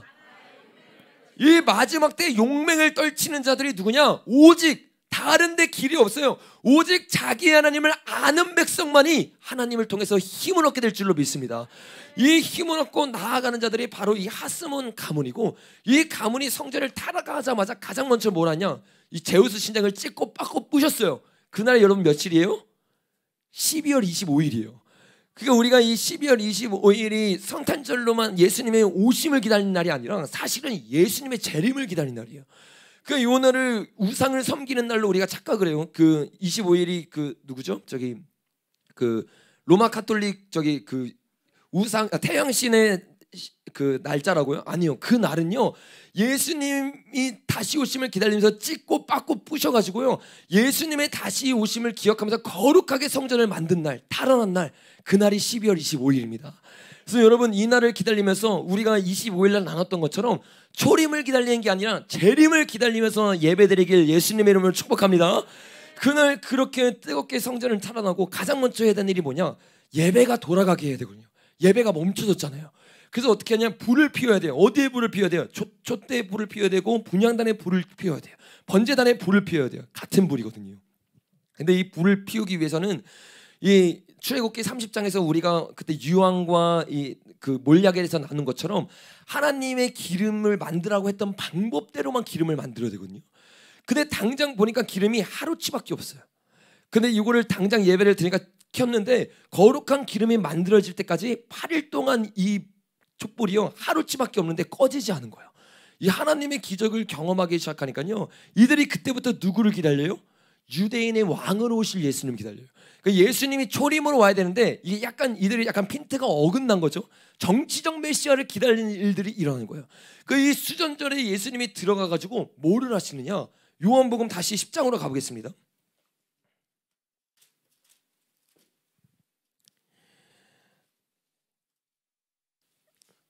수전전에 들어가 가지고 예수님이 거기서 예배를 드리니까 이들도 수전절이 어떤 날인지 알거든요. 그래서 뭐라고 해요? 24절 읽어보겠습니다. 시작. 유대인들이 에워싸고 이르되 당신이 언제까지나 우리 마음을 의혹하게 하려 하나이까? 그리스도면 밝히 밝히소서. 예수님이 수전절에 오니까 이들이 예수님이 진짜 유대인인가? 생각을 하게 되는 거예요. 그때 예수님 뭐라고 말씀하시냐면 우리 9절부터 한번 읽어보겠습니다. 9절이 아니죠. 11장 9절이요. 시작. 예수께서 대답하시되 낯이 12시간이 아니냐? 사람이 낮에 다니면 이 세상의 빛을 보므로 실족하지 아니하고 밤에 다니면 빛이 그 사람 안에 없는 거로 실족하느니라. 아멘. 여러분, 예수님이요 이들에게 뭐라고 말하냐면, 내가 이 수전절은 여러분 그래서 뭐라고 부르냐? 빛의 절기라고 부르거든. 빛의 절기. 이 23일부터 계속해서 하루하루 불을 붙이기 시작하는 거예요. 빛의 절기라고. 그 예수님이 이 수전절의 주인이라고 말하면서 뭐라고요? 내가 세상의 빛으로 왔다. 내가 너희들이 기다리는 그 메시아다 말을 하는데도요 이들이 못 깨달아요. 여러분, 예수님이 얼마나 밝히 그리고 얼마나 정확하게 시간의 순서에 따라 우리에게 오셨습니까? 이 예수님을 저와 여러분이 듣고 끝나는 게 아니라 믿기를 예수님으로 축복합니다. 여러분, 여기 보니까 이 6월절은 뭐예요? 하나님의 어린 양. 그리고 이게 영원한 천국, 영생이죠. 그리고 수전절에 여러분 의미가 뭐라고요? 유다의 사자로 오시는 예수 그리스도. 그 예수님이 이게 우리가 보았던 인크루즈 형식으로 이 영생이 누구한테 있다는 거예요? 어린 양으로 오신 예수님, 유다의 사자이신 예수님께로만 영생이 있을 줄로 믿습니다. 요거를 우리에게 너무나 밝히 보여주고 있는데 주님이 먼저 우리에게 뭘 말하는 거예요? 진리만 가지고 안 된다. 성령님의 눈을 열어주는 사람만 요거를 볼 수 있는 거야. 우리가 그동안 보아도 보지를 못했어요. 비유를 깨닫지를 못했어요. 그냥 요한복음을 읽었어요. 근데 주님이 오늘 우리의 눈을 열어주고 있는 거야. 이 새해 동안 예수님이 누구신가? 예수님은 우리를 위해 죽으신 어린 양으로 오신 분입니다. 예수님은 유다의 사자로 다시 오실 분입니다. 이거를 우리에게 정확히 보여주면서 예수님을 따르라고 말을 하고 있는 거예요. 그리고 나서 여러분, 예수님이요 이 모든 것 처음과 끝을 훑은 다음에 12장부터는요 예수님이 이제 다 훈련되셔서 12장부터 하니까 다 갑자기 고개를 싹 12장부터 예수님이 이 6월절을 이루시기 위해서 나아가요. 기가 막히잖아요. 우리 12장 1절부터 한번 읽어보겠습니다. 시작. 예수께서 베다니에 이르시니 이곳은 예수께서 죽은 자 가운데 살리신 나사로가 있는 곳이라. 예수님이 6월절 열세주에 예루살렘의 근처로 가셨어요. 근데 안 들어가요. 왜 안 들어가요? 예수님의 예언을 이루기 위해서. 그 예수님이 엿새 전에 여기 있어요. 그때 아무도 보아도 보지 못하고 들어도 듣지 못하는데 심지어 제자들조차도 예수님의 마음을 몰랐어요. 예수님이 이렇게 밝히 말해줬는데 이걸 아는 사람이 있어요. 그 사람이 누구예요? 마리아였어요. 향유옥합을 깨뜨려서 주님께 예배를 드려요. 그 진짜 예배는요 진리를 밝히 깨달아서 주님의 마음을 아는 사람, 주님이 지금 어떤 마음인지 아는 사람. 아, 주님이 유대인 왕으로 오신 게 아니라 어린 양으로 오셔서 우리를 위해 십자가를 지러 오셨구나. 예수님의 마음이 찢어지는구나. 눈이 열린 사람은요 예수님의 마음을 알아요. 예수님의 눈물을 알아요. 그래서 예수님과 함께 눈물을 흘려주고 예수님과 함께 애통을 해요. 제자들은요 자기가 또 어떻게 해요? 나도 예수님이 왕하면 나도 한 자리 해먹어야지. 예수님 마음 전혀 몰라요. 똑같이 보아도 보지 못하고 들어도 듣지 못했어요. 왜? 성령이 아직 임하지 않았거든요. 근데 이 마리아는요 그걸 깨닫고 있었어요. 7절 한번 읽어보겠습니다. 시작. 예수께서 이르시되 그를 가만히 두어 나의 장래의 날을 위하여 그것을 간직하게 하라. 가난한 자들은 항상 너희와 함께 있거니와 나는 항상 있지 아니하리라. 예수님이 정확히 알고 있었어요. 이 유월절에 내가 죽는구나. 그래서 나의 이 마음을 알고 있는 마리아의 이 예배를 거절하지 않았어요. 저와 여러분이요, 말씀을 볼 수 있는 눈이 열리면요, 주님을 어떻게 예배해야 되는지 알아요. 주님의 마음이 얼마나 찢어지는 줄 알아요. 말씀은요, 교만하게 하는 게 아니에요. 진짜 제대로 말씀에 들어가면요, 예레미야처럼 눈물을 안 흘릴 수 없어요. 다니엘처럼 21일 동안 기도를 안 할 수가 없어요. 저와 여러분이 말씀의 정수로 들어가지 않고 겉핥기식으로 말씀을 하니까 말씀에 담겨져 있는 주님의 마음은 전혀 온데간데 없고 교만해지기만 하는 거예요. 저와 여러분이 오늘 이 하나님의 마음을 아는 자가 되길 예수님의 이름으로 축복합니다. 여러분 12절 한번 읽어보겠습니다. 시작. 그 이튿날에는 명절에 온 큰 무리가 예수께서 예루살렘에 오신다는 것을 듣고, 이게 진짜 기가 막히는 건데, 여러분 6월절 엿새 전이에요. 이건 언제예요? 1월 14일 날이 6월절이잖아요. 1월 8일이에요. 근데 이틀이 지나면 1월 며칠이에요? 1월 10일이에요. 우리 아까 출애굽기 읽었던 거 기억나시죠? 예수님 14일 날 양을 잡아야 되는데 1월 10일 날 어린 양을 먼저 취하래요.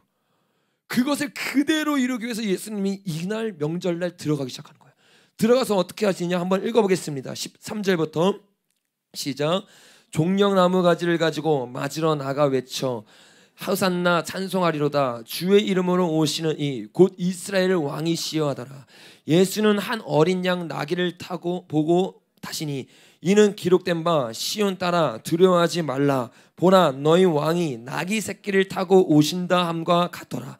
제자들이 처음에 이 일을 깨닫지 못하였다가 예수께서 영광을 얻으신 후에야 이것이 예수께 대하여 기록된 것임을 사람들이 이같이 한 것임을 생각하더라. 아멘. 처음에 제자들이 못 깨달았어요. 근데 그 이후에 예수님의 모든 일들을 통해서 영광을 받으신 후에 성령이 임하고 나서 이게 예수님을 향한 예언이었구나. 그러니까 저와 여러분이 눈이 밝게 열려야지만 이 모든 비밀을 볼 수 있게 될 줄 믿습니다. 예수님이요, 요거를 알고 나니까 이렇게 말하는 거예요. 우리 20절 읽어보겠습니다. 시작. 영절에 예배하러 올라온 사람 중에 헬라인 몇이인데 그들이 갈릴리 벳세다 사람 빌립에게 가서 청하여 이르되 선생이여 우리가 예수를 배우고자 하나이다 하니 빌립이 안드레에게 가서 말하고 안드레와 빌립이 예수께 가서 여쭈니 예수께서 대답하여 이르시되 인자가 영광을 얻을 때가 왔도다. 내가 진실로 진실로 너희에게 이르노니 한 알의 밀이 땅에 떨어져 죽지 아니하면 한 알 그대로 있고 죽으면 많은 열매를 맺느니라. 아멘. 성경이 한 구절 한 구절이 퍼즐처럼 정확한 자리에 있는 거야. 그냥 한 알의 밀알이 죽으면 많은 열매를 맺는다 교훈처럼 우리에게 준 게 아니라 예수님 바로 죽기 직전인 거야. 내가 한 알의 밀알을 죽을 걸 알고 있고 이것에 대해서 하나님이 예언을 하시고 우리에게 보여주시고 그 뒤에 여러분 13절부터 이제 쭉쭉쭉 나아가면서 하나님이 우리를 위해서 어떻게 죽으실 것인지, 그리고 이 20장과 21장에서 하나님이 초실절에 부활하셔가지고 요 마리아가 자기를 만지려 할 때 만지지 말라. 내가 아직 아버지께 보이지 않았다. 요게 초실절의 예식을 그대로 지키고 있는 거예요. 이렇게 주님이 이 요한복음을 통해서 유교절과 무교절과 초실절을 완벽하게 이루고 우리를 통해서 뭘 보여주신 거예요? 한번 따라해볼까요? 주는 그리스도시요 살아계신 하나님의 아들이십니다. 아멘. 요 요한복음을 통해서 예수님이 어떤 분인지에 대해서 우리에게 밝히 보여주고 있는 책이 바로 이 요한복음이에요. 여러분 이 요한복음 이 6장부터 21장까지를 쭉 나누고 나면요 더 놀라운 사실이 있는데 이 2장부터 21장까지의 모든 내용들이요 사실은 1장에 다 숨겨져 있는 내용들이고 이 1장을 통해서 주님이 우리에게 주고 싶은 메시지가 우리 안에 달려있다는 거예요. 그래서 우리는 오늘 이 메시지에 대해서 좀 시간이 많이 갔지만 간단하게 좀 같이 좀 나눴으면 좋겠는데 우리 옆에 있는 사람이 한번 인사해 보겠습니다. 하나님을 창조주 하나님을 만납시다. 네네네. 창조주 하나님을 만나야 돼요. 여러분 옆에 졸고 있는 사람이 있으면 깨워주시기 바랍니다. 제가 그 여러분에게 좀 쉽고 좋은 말씀들을 나누고 싶은데 이 말씀들을 여러분이 마지막 때 개요로 전체적으로 알고 있어야 돼요. 그래야 진짜 여러분이 스스로 예배를 드려야 될 때 말씀의 맥가운데 이게 말씀의 금맥이잖아요. 말씀이 금맥이 있거든요. 그거를 잡은 다음에 말씀을 봐야 말씀이 어떤 의미인지 우리가 정확히 알 수 있기 때문에 이거 여러분 나중에 다 적으시고 여러분이 설명할 수 있을 때만큼 달달달 외우셔야 돼요. 아멘. 여러분 공부하시길 바랍니다. 여러분, 주님이 우리에게 이거를 말씀해 주는데 이 요한복음에 숨겨져 있는 메시지가 정말 많아요.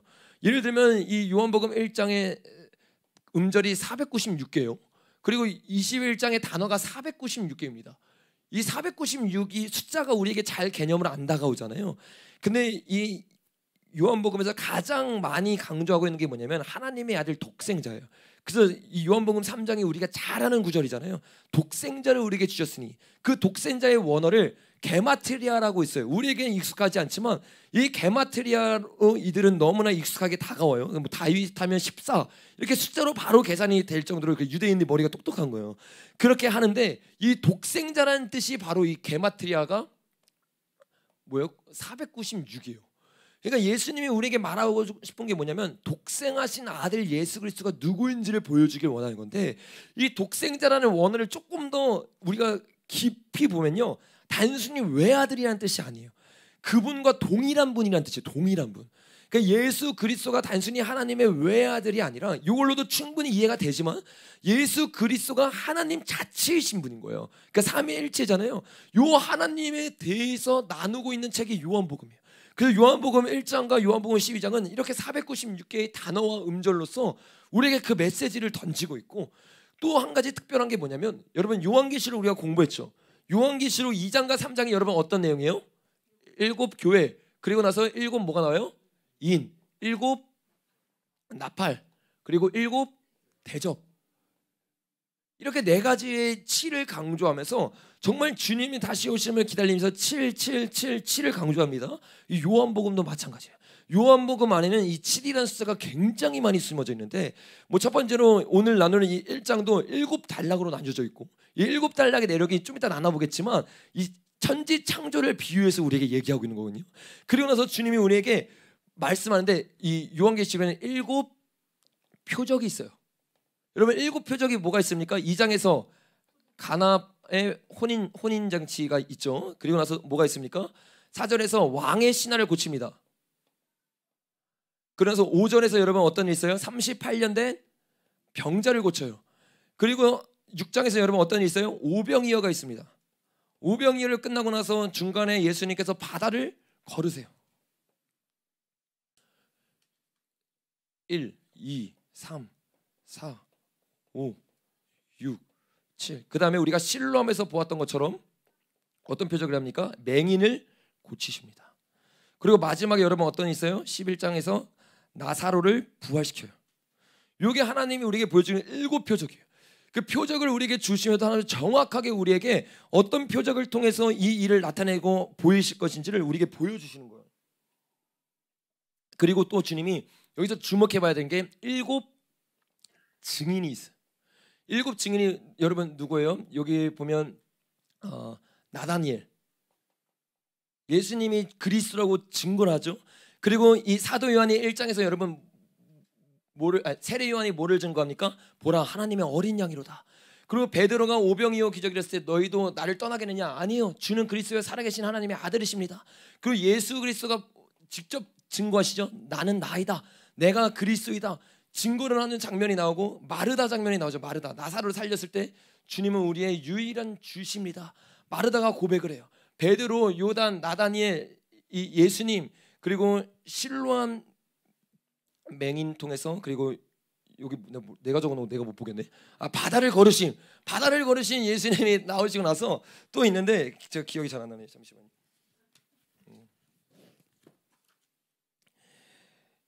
베드로, 마르다, 도마가 있죠. 도마가 여기서 눈을 뜬 맹인이죠. 눈을 뜬 맹인인데 예수님의 표적을 보고 예수님이 진짜 살아계신 아들입니다 라고 고백을 하고, 마지막으로 세례 요한이 아니라 사도 요한이죠. 사도 요한이 요한복음 20장에서 우리가 아까 살펴보았던 것처럼 주님을 향한 목적을 위해서 기록된 책입니다 하면서 이 7명이 나와가지고 요거를 증거를 해줘요. 그리고 한 가지가 더 있는데, 예수님이 여기 아주 유명한 구절인데 I am이라는 구절, 내가 누구다라고 설명하는 구절들이 나오는데 이게 7번 있습니다. 여러분 첫 번째가 뭐예요? 예수님이 우리에게 뭐라고 말해요? 6장에서 나는 생명의 떡이다.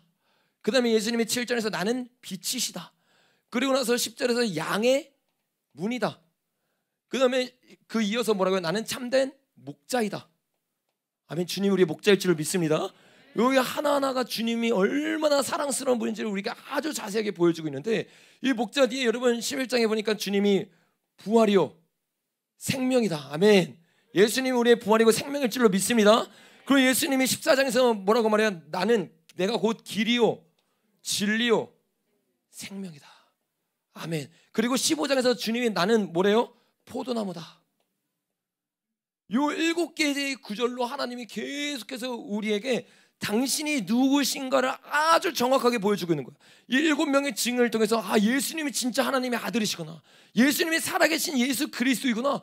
그리고 이 7표적을 통해서 예수님만 할 수 있는 표적들을 보여줘요. 그러면서 예수님이 직접 우리에게 뭐라고 말해요? 나는 너의 떡이야. 너희가 나를 먹을 때만 배부를 수 있어요. 여러분 오늘 예수님으로 배부르시길 바랍니다. 우리가 이 자리에 있는 이유가 예수님이란 떡을 먹기 위해서예요. 예수님이 빛을 비춰줄 때 어둠이 사라지게 될 줄로 믿습니다.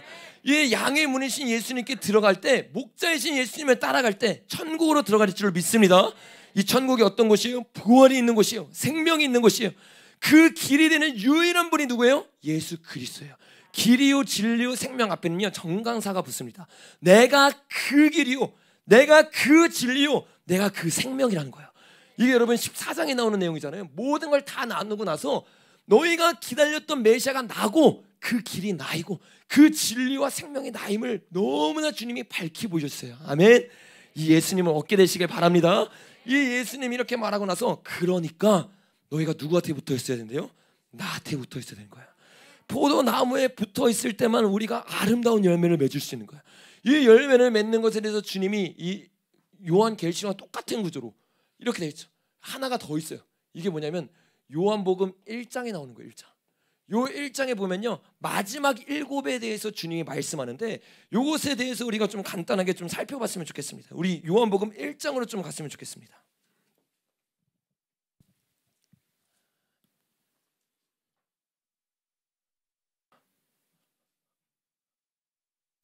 요한복음 1장이 다른 데 비해 굉장히 길어요. 몇 절까지 있죠? 51장. 엄청 길잖아요. 다른 데에 비해. 왜 그러냐면 그렇게 될 수밖에 없어요. 여기 안에는 하나님의 천지 창조를 빗대어서 얘기를 하고 있기 때문이에요. 여러분 첫 번째 구절을 보니까 뭐라고 말해요? 태초에 말씀이 계시니라. 이 말씀이 하나님과 함께 계셨으니 이 말씀은 곧 하나님이시라. 그 예수 그리스도가 하나님인 것에 대해서 나누고 있는데, 이분이 어떤 하나님이냐, 요거에 대해서 1장부터 우리에게 나누고 있는 거예요. 근데 여러분 여기 특징이 있어요. 이 요한복음은 항상 시간을 우리에게 알려준댔잖아요. 어떤 특징이 있냐면 29절 보겠습니다. 시작. 이튿날 요한이 예수께서 자기에게 나오심을 보고, 또 35절 또 이튿날, 43절 이튿날, 그리고 2장 1절을 보니까 사흘째 되던 날. 여기 계속해서 이튿날 창세기처럼 하루하루 건너뛰면서 주님이 계속 얘기하고 있거든요. 요거를 총 다 합치면 7일이라는 시간이 됩니다. 2장 1절, 2장 12절까지 하면요, 요 모든 단락들이요 7일의 구조로 돼 있어요. 근데 어떤 구조로 돼 있느냐?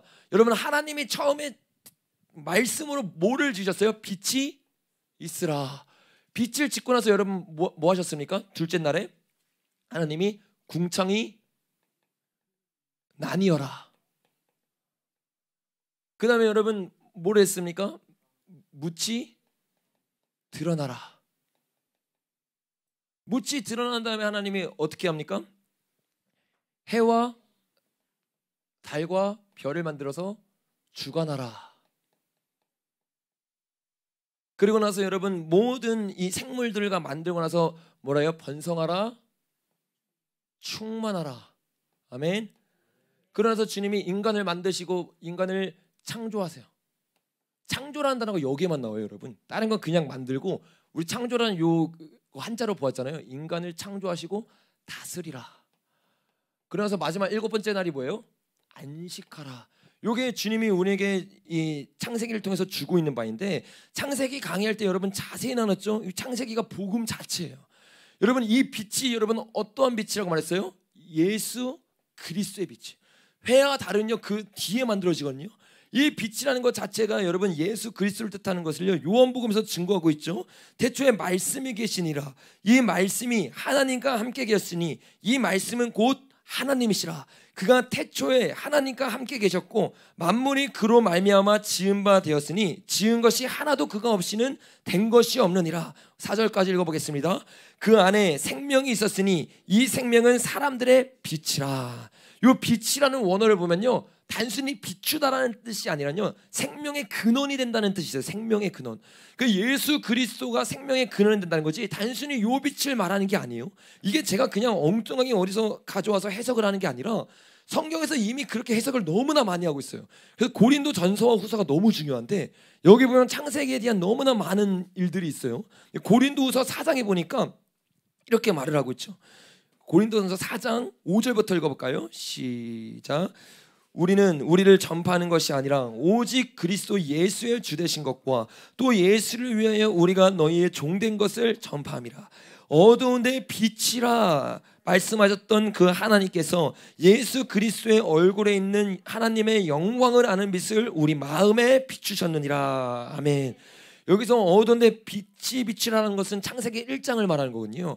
근데 요거를 바울이 가져와가지고 영해를 하는데 어떻게 말하냐? 이거의 영적인 뜻은 예수 그리스도의 얼굴에 있는 하나님의 영광을 아는 빛이라는 거예요.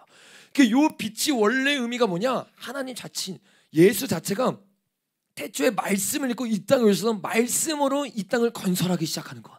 여러분 놀랍지 않으세요? 이 놀라운 하나님이 어디 있느냐? 우리가 이 보배를 질그릇에 가졌으니 이는 심히 큰 능력은 하나님께 있고 우리에게 있지 아니함이라. 저와 여러분이 오늘 예배 때 이 빛을 경험하게 돼야 될 줄로 믿습니다. 여러분, 요게 고린도서 아까 나눴던 것처럼 4장에 나오는 내용이고, 궁창이 나뉘어라, 요거를 여러분 뭐라고 했어요? 십자가 사건이라고 했죠. 실제로 이 궁창의 원어가 휘장의 언어랑 똑같고, 이 나뉘어라는 언어가 휘장이 나뉘어졌다 했으니 그 나뉘어랑 똑같습니다. 그래서 우리가 이 십자가를 보면서 예수님의 빛으로 오셔서 예수님이 나뉘어 주시고 묻이 드러나는 사건이 여러분 성경에 3번 나온다고 했어요. 언제 나온다 했습니까? 노아의 홍수 때. 이때 어떻게 됐어요? 모든 것이 바다로 다 없어졌어요. 진노 가운데 있다가 하나님이 어떻게 해요? 이 묻이 드러나게 했어요. 하나님이 말하는 게 뭡니까? 새로운 땅이 시작이 되는 거예요. 그리고 여러분, 이 죄의 종로를 타던 애굽 땅 가운데 이들이 도망치는데 그때 한번 묻이 드러나요. 어떻게 드러납니까? 바다가 갈려서. 하나님이 그 묻을 드러내는데 그 장면들을 다 어떻게 합니까? 새로운 시작, 부활을 말하는 거예요. 예수님이 빛으로 오시고 십자가를 지시고 부활하시고, 여러분 해와 달과 별은 뭐를 말합니까? 요새 우리가 그 요한계시록 12장을 해석하면서 보았잖아요. 창세기 37장에서 해와 달과 별을 요셉이 꿈꾸는데 이게 직분을 뜻하는 거예요. 그래서 예수님이요, 이 부활하시고 어떻게 합니까? 승천하세요. 승천하셔서 보좌에 앉으십니다. 이 보좌에 앉아서 이제 뭐 하시는 거예요? 주관하시는 거예요. 아멘. 주님이 우리를 위해 십자가를 지시고 부활하시고 승천하셨어요. 그리고 나서 어떻게 하느냐? 승천하고 끝나는 게 아니라 이 충만하게 하는 원어도 똑같은 원어이거든요. 너무 이게 신기한 건데, 성령의 충만함을 우리가 받게 되고, 성령의 충만을 받고 끝나는 게 아니에요. 여러분, 인간을 하나님이 창조하시고 다스리라고 했어요. 여기서부터 여러분 뭐가 되는 거예요? 천년왕국이 되는 거예요. 새로운 시작을 하나님이 다스리기 시작하고, 여기 안식, 영원한 안식이 뭐예요? 새 하늘과 새 땅이에요. 여기 우리가 저번에 창세기를 나누면서 간략하지만 이 안에 어떠한 복음이 들어있는지에 대해서 아주 자세하게 나눈 적이 있어요. 그 우리가 모세오경을 하면 모든 게 이 순서로 가는 거예요. 뭐 여기 보면 6월절이죠. 예수님이 어린 양을 오시고, 무교절이죠. 예수님이 초실절날 부활하시죠.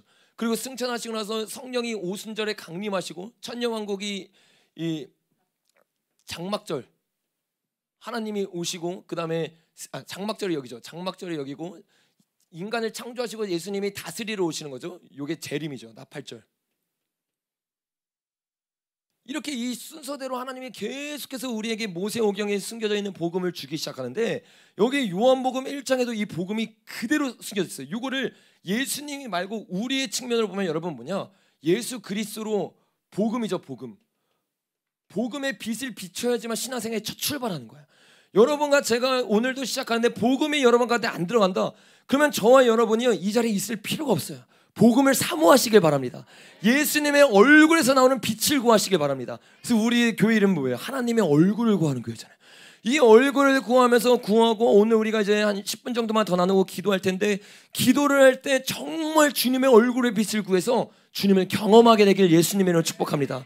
이 얼굴의 빛이 우리 가운데 드러나와서 이제는 어떻게 돼요? 예수와 함께 죽고 예수와 함께 살기 시작하는 거야.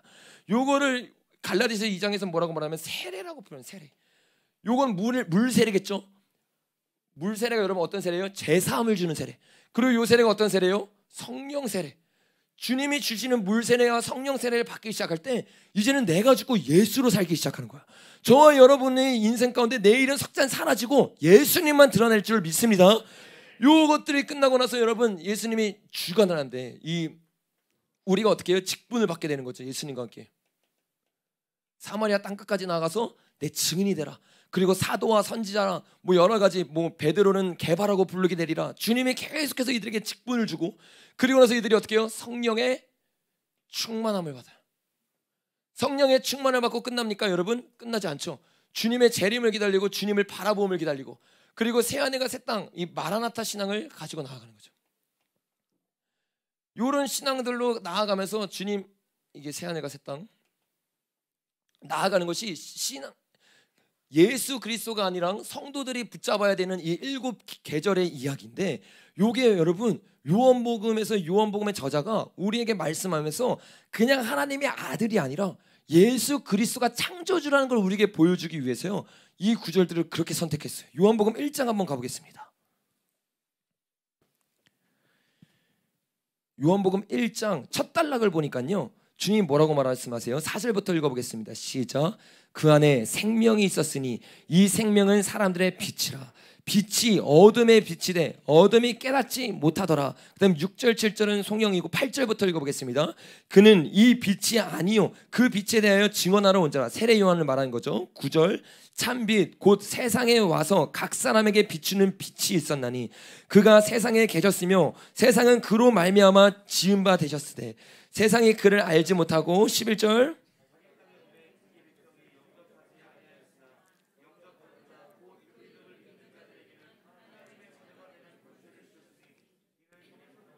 6정으로나 사람의 뜻으로 나지 아니하고 오직 하나님께부터 난 자들이더라. 아멘. 여러분 이 1단락에서 주님이 우리에게 이 요한이 말하고 있는 게 뭐냐면 하나님이 우리의 빛으로 오셨다는 거야. 이 빛으로 오셨다는 걸 증거하고 두 번째 단락을 보니까 이 동그라미가 여러분 단락이잖아요. 동그라미를 찾아서 가시면 됩니다. 19절이에요. 19절을 보니까 여러분 어떤 게 나오냐면 26절 3절부터 읽어보겠습니다. 23절부터 시작. 이르되 나는 선지자 이사야의 말과 같이 주의 길을 곧게 하라고 강해에서 외치는 자의 소리로라 하니라. 그들이 바리새인들을 보낸 자라. 또 물어 이르되 내가 만일 그리스도도 아니요 엘리야도 아니요 그 선지자도 아닐진데 어찌하여 세례를 베푸느냐. 요한이 대답하되 나는 물로 세례를 베풀거니와 너희 가운데 알지 못하는 한 사람이 섰으니 곧 내 뒤에 오는 그이라. 아멘. 여러분 여기서 빛을 말하고 나서 두 번째는 뭐를 말합니까? 세례를 말하죠. 세례. 여기 세례를 똑같이 말하고 있는데 어떤 세례요? 물 세례를 두 번째 단락에서 말하고 있어요. 그리고 세 번째 단락을 한번 가볼까요? 29절부터 시작. 이튿날이 지났어요. 이게 첫째 날, 둘째 날, 셋째 날이 된 거예요. 이튿날 읽어보겠습니다. 시작. 요한이 예수께 자기에게 나오심을 보고 이르되 보라 세상 죄를 지고 가는 하나님의 어린 양이로다. 내가 전에 말하기를 내 뒤에 오는 사람이 있는데 나보다 앞선 것은 그가 나보다 먼저 계심이라 한 것이 이 사람을 가리킴이라. 나도 그를 알지 못하였으나 내가 와서 물로 세례를 베푸는 것은 그를 이스라엘에 나타내려 함이라. 요한이 또 증언하여 이르되 내가 보매 성령이 비둘기같이 하늘로부터 내려와서 그 위에 머물렀더라. 아멘. 성령의 세례를 이들이 주는 자가 되게 될 것이라고 33절에 말하고 있죠. 후반절에 보니까 그가 곧 성령으로 세례를 베푸시는 이인 줄 알라 하셨기에 예수님에 대해서 계속 나누는데 이 순서 그대로 가고 있어요. 그러면서 이튿날 말하고 있어요. 그 다음 여러분 네 번째 단락 한번 볼까요? 35절 시작. 이튿날 요한이 자기 제자 중 두 사람과 함께 섰다가 세례 요한이 자기의 두 제자가 있었는데 이 두 자에게 하나님의 어린 양이로다 하면서 예수님이 또 나타내요. 그리고 나서 예수님께 그들이 나아갔더니 예수님이 어떻게 하느냐. 우리 40절부터 읽어보겠습니다. 시작. 요한의 말을 듣고 예수를 따르는 두 사람 중에 하나는 시몬 베드로의 형제 안드레라. 그가 먼저 자기의 형제 시몬을 찾아 말하되 우리가 메시아를 만났다 하고, 를 번역하면 그리스도라. 데리고 예수께 오니 예수께 보시고 이르시되 내가 요한의 아들 시몬이니 장차 게바라 하리라 하시니라. 게바는 번역하면 베드로라. 요 베드로가요, 예수님을 만나니까 뭘 받아요? 직분을 받아요. 베드로라고 직분을 받는 이 4일차 있던 일을 그대로 이뤄요. 그러나서 여러분, 그 이튿날이라고 말합니다. 43절 읽어보겠습니다. 시작. 이튿날 예수께서 갈릴리로 나가려 하시다가 빌립을 만나 이르되 나를 따르라 하시니, 빌립은 안드레와 베드로와 한 동네 벳세대 사람이라. 이 빌립을 만나고 나서 빌립이요 깜짝 놀라가지고 여러분 나다니엘을 만납니다. 그 나다니엘을 만나가지고 나다니엘이 주님 앞에 가는데 그때부터 이 이야기가 이어집니다. 47절부터 읽어보겠습니다. 시작. 예수께서 나다니엘이 자기에게 오는 것을 보시고 보라, 이는 참으로 이스라엘 사람이라. 그 속에 간사한 것이 없도다. 나다니엘이 이르되 어떻게 나를 아시나이까? 예수께서 대답하여 이르시되 빌립이 너를 부르기 전에 내가 무화과 나무 아래에 있을 때 보았노라. 나다니엘이 대답하되 라삐여, 당신은 하나님의 아들이시오, 당신은 이스라엘의 임금이로다. 예수께서 대답하여 이르시되 내가 너를 무화과 나무 아래서 보았다 함으로 믿느냐? 이보다 더 큰 일을 보리라. 어떤 큰 일입니까? 51절 또 이르시되 진실로 진실로 너에게 이르노니 하늘이 열리고 하나님의 사자들이 인자 위에 오르락내리락 하는 것을 보리라. 아멘. 하늘이 열리고 오르락내리락 하는 이 베델을 말하면서 성령의 충만을 얘기하고 있죠. 이 다섯 번째가 뭐예요, 여러분? 성령의 충만함이에요. 이 요한복음 안에 이 창세기에 들어있던 복음을 그대로 말하면서, 창세기가 그냥 하나님이 창조하셨다가 아니라 주님이 원하는 게 뭐예요? 내 안에 성막을 짓고 내 안에 지금 이 일을 하기를 원한다고 요한을 통해서 말씀하고 있는 거예요. 여러분, 성령의 충만을 받는 자가 되길 예수님의 이름으로 축복합니다. 여러분, 그리고 나서 이제 6일째예요. 한번 읽어보겠습니다. 2장 1절부터. 사흘째 되던 날 갈릴리 가나에 혼례가 있어 예수의 어머니도 거기 계시고 예수와 그 제자도 혼례의 청함을 받았더니 포도주가 떨어진지라. 예수의 어머니가 예수에게 이르되 저들에게 포도주가 없다 하니, 예수께서 이르시되 여자여, 나와 무슨 상관이 있나이까? 내 때가 아직 이르지 아니하였나이다. 그의 어머니가 하인에게 이르되 너에게 무슨 말씀을 하든지 그대로 하라 하니라. 거기에 유대인의 정결 예식을 따라 두세 통 드는 동아리 몇 개요? 6이 놓였는지라. 예수께서 그들에게 이르되 항아리에 물을 채우라 하신즉 어기까지 채우니 이제는 떠서 연회장에 갖다 주라 하심에 갖다 주었더니 6가지의 항아리, 이 육째 날 6가지의 항아리가 있는데 거기에 물을 채웠어요. 그리고 어떻게 해요? 무에서 유를 창조하셨어요. 포도주가 아예 없었습니다. 근데 그것은 하나님이 마지막 6번째 날 첫 번째 기적과 이게 이어지는 거죠. 첫 번째 표적이면서 하나님이 우리에게 창조하시면서 우리를 지으신 거예요. 이게 뭐를 말하는 거예요? 예수 그리스도가 누구라는 겁니까? 창조하신 하나님과 함께 있었던, 잠언 8장에서 말했던 말씀 자체이신 예수님이 바로 우리 안에서 이 일을 이루길 원한다는 것을요 그대로 가르쳐주고 있어요. 여러분, 마지막 12절 한번 읽어보겠습니다. 시작.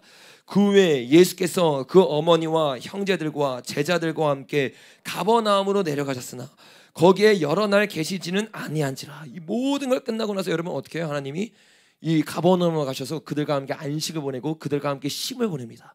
이렇게 2장 12절까지 하나님이 모든 일을 끝내고 나서 내가 창조주 하나님이다 이거를 드러내고 나서 어떤 일을 하십니까? 여러분, 이게 놀라운 건데 우리 13절부터 한번 읽어봤으면 좋겠습니다. 우리 저기 찬양팀 나와주시면 좋을 것 같아요. 은혜 찬양 좀 해주시면 좋겠습니다. 13절부터 읽어보겠습니다. 시작. 유대인의 유월절이 가까운지라 예수께서 예루살렘으로 올라가셨더니 성전 안에서 소와 양과 비둘기 파는 자들과 돈 바꾸는 자들이 앉아있는 것을 보시고 노끈으로 채찍을 만드사 양이나 소를 다 성전으로 내쫓으시고 돈 바꾸는 사람들의 돈을 쏟으시며 상을 엎으시고 비둘기 파는 사람들에게 이르시되 이것을 여기서 가져가라. 내 아버지의 집으로 장사하는 집을 만들지 말라 하시니. 아멘. 예수님이요, 요한이요, 요 모든 천지 창조에 대한 이야기라고, 예수님이 천지 창조를 하신 예수 그리스도시다. 그리고 나서 예수님의 이야기를 바로 한다. 어떤 이야기래요? 성전 개혁 이야기래요. 성전 개혁. 이 성전이 누구예요? 우리잖아요.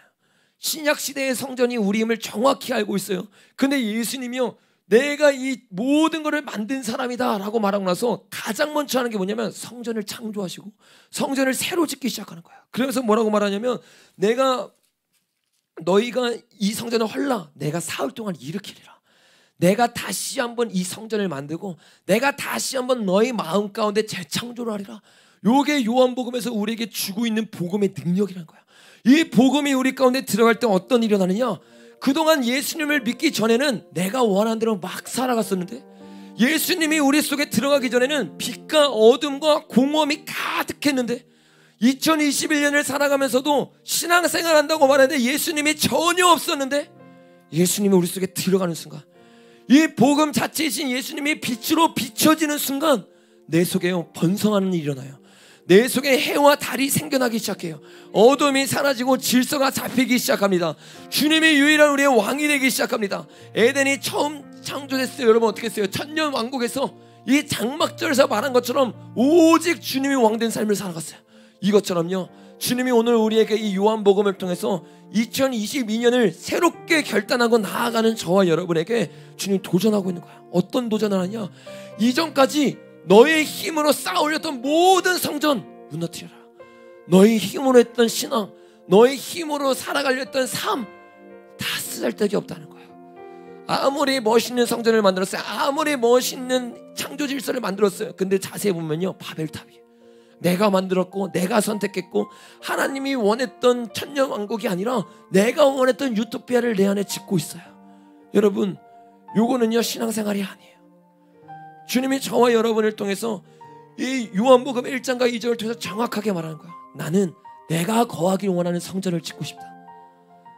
내가 2022년 편하게 거할 수 있는 것, 예수님의 마음을 알았던 유일한 것 마리아였어요. 이 마리아의 집에 예수님이 즐겨하길 원했어요. 너무나 행복했어요. 그 집에 거하고 그와 함께 있는 것.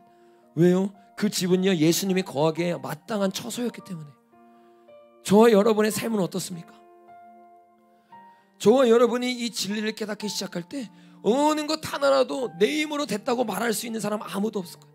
그동안 우리의 교만함이 깨달아지기 시작해요. 주님이 우리를 창조하고 이끌어가고 있었는데 내가 다 망치고 있었구나. 내가 주님의 은혜를 인정하지 않았고 주님을 따라가지 않았고 주님 바라보고 있지 않았구나. 그러니까 여러분과 저희 삶이 어떻게 돼요? 시간이 지날수록 엉망이 되는 거예요. 시간이 지날수록 덩치는 커질지라도 아무런 힘을 갖지 못하는 거예요. 사랑하는 여러분, 저와 여러분이 이 2022년 정말 다가오는 7년 대환란을 준비하면서 주님 앞에 나아가기 위해서는요, 가장 먼저 내가 여태까지 쌓았던 모든 성전을 무너뜨리고 주님 앞에 엎드리기 시작해야 됩니다. 그 엎드림 가운데 주님이 오늘 여러분에게 빛을 비춰주실 거예요. 그리고 이 빛이 우리의 유일한 은혜가 되게 하십시오. 그리고 그 주님을 바라보기 시작하십시오. 내가 보아도 보지 못했던 것, 내가 들어도 듣지 못했던 것, 주님 회개합니다. 눈을 열어주시옵소서. 우리의 귀를 열어주시옵소서. 이 눈이 열리고 귀가 열리기 시작할 때요, 보이지 않았던 예수님이요 우리 가운데 보이기 시작해요. 그동안 바리새인들이 주님 보지 못했거든요. 주님 알지 못했거든요. 주님이 우리를 어떻게 이끌어 왔었는지, 이 바리새인들이 어떻게 예수님 앞에서 신앙생활을 했었는지 그거를 주님 앞에서 깨닫지를 못했어요. 그러니까 어떻게 해요? 여전히 내 신앙으로 하고 있는 거예요. 저와 여러분의 신앙이 오직 은혜가 되지 않고 정말로 주님이 여기까지 나를 인도해왔다는 것을 깨닫지 못하면요, 오늘 주님 앞에 감사할 수 없고 주님을 우리의 창조주 하나님으로 인정할 수가 없어요. 여러분, 오늘 우리가 찬양하고 기도하며 주님 앞에 나아갈 때 여러분이 요한복음에서 계시된 어린 양 예수님이 아닌 창조주 하나님 예수님을 믿으시길 바랍니다. 이 창조하신 하나님이 우리의 삶을 주관하고 계세요. 이 하나님이 누구로 오셨어요? 어린 양으로 오시고, 이 하나님이 장막절에 누구로 오셨어요? 사자로 오셨어요. 우리를 이끄시고 우리에게 영생을 주기 위해서 주님이 이 땅에 오셨는데, 저와 여러분이 이 예수님을 의지하는 마음을 놓쳐버리고 이 은혜를 놓치기 시작할 때 예수님이 없는 신앙생활을 하게 될 거예요. 오늘 이 시간에 우리 같이 찬양을 할 때 정말 그동안 우리를 인도해 주셨던 그 주님을 바라보고, 내가 그 주님을 놓쳤다면, 주님, 내가 은혜가 아니라 내 힘으로 하려고 했습니다. 천지창조 내 힘으로 안 되는데, 오직 말씀으로만 되는데, 오직 주님의 능력으로만 되는데 내 힘으로 아둥바둥되고 있었습니다. 주님, 모든 것이 주님의 은혜임을 인정하고 내 손과 내 두 발을 들고 주님 앞에 항복합니다. 오늘 이 시간 2021년을 올려드리고 2022년 새해를 시작할 때 주님이 유일하게 우리의 왕이 되어주시고 주님이 우리의 장막절이 되어 주시옵소서. 우리 이런 마음으로 지난 날들을 생각하면서 같이 찬양하면서 주님 앞에 나아갔으면 좋겠습니다.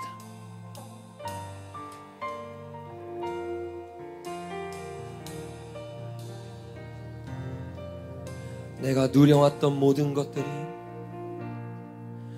내가 누려왔던 모든 것들이, 내가 지나왔던 모든 시간이, 내가 걸어왔던 모든 순간이 당연한 건 아니라 은혜였소. 아침 해가 뜨고 저녁에 노을,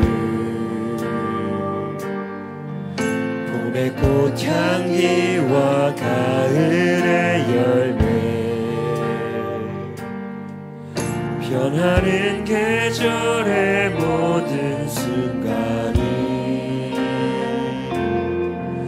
당연한 건 아니라 은혜였소. 모든 것이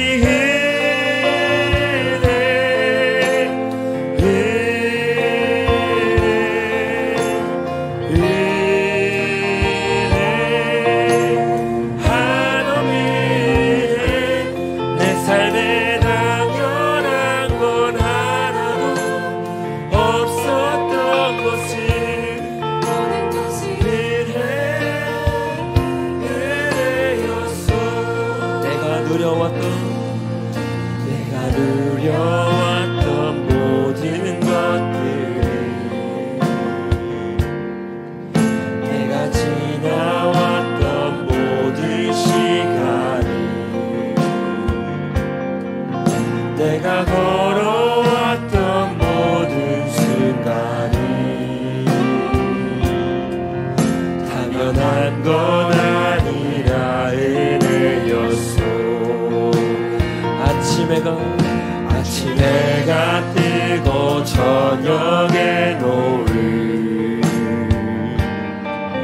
꽃의 꽃향기와 가을의 열매, 변하는 계절의 모든 순간이 당연한 건 아니라 은혜였소. 모든 것이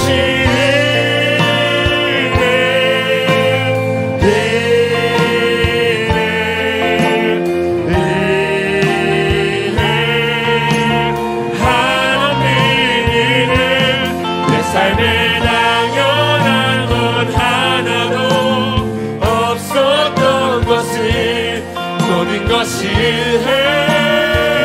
은혜였어. 모든 것이 모든 것이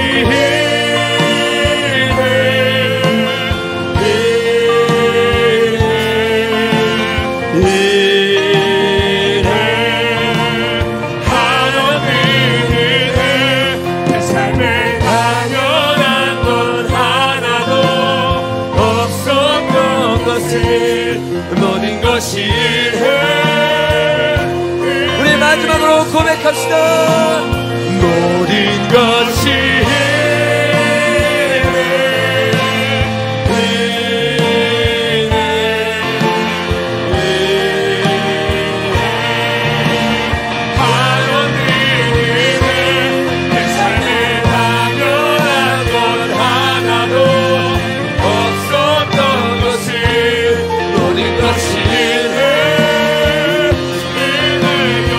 이 시간에 우리 주님 앞에 한번 기도할 때, 주님이 이 땅과 이 모든 만물을 만드셨습니다. 하나님, 이 모든 것이 주님의 은혜입니다. 이와 같이 우리 안에 새로운 창조가 필요합니다. 우리 안에 변화가 필요합니다. 우리 안에 새로운 돌파가 필요합니다. 주님이 돌파의 시작은 내가 아니라 오직 주님의 은혜의 빛일 줄로 믿습니다. 오늘 주님의 얼굴을 구하며 나아갈 때, 오늘 주님을 찾으며 나아갈 때 내 안에 새로운 창조가 일어나게 하여 주시옵소서. 우리 주님의 얼굴에 빛을 구하며 주여 세 번 외치고 기도하겠습니다. 주여, 주여,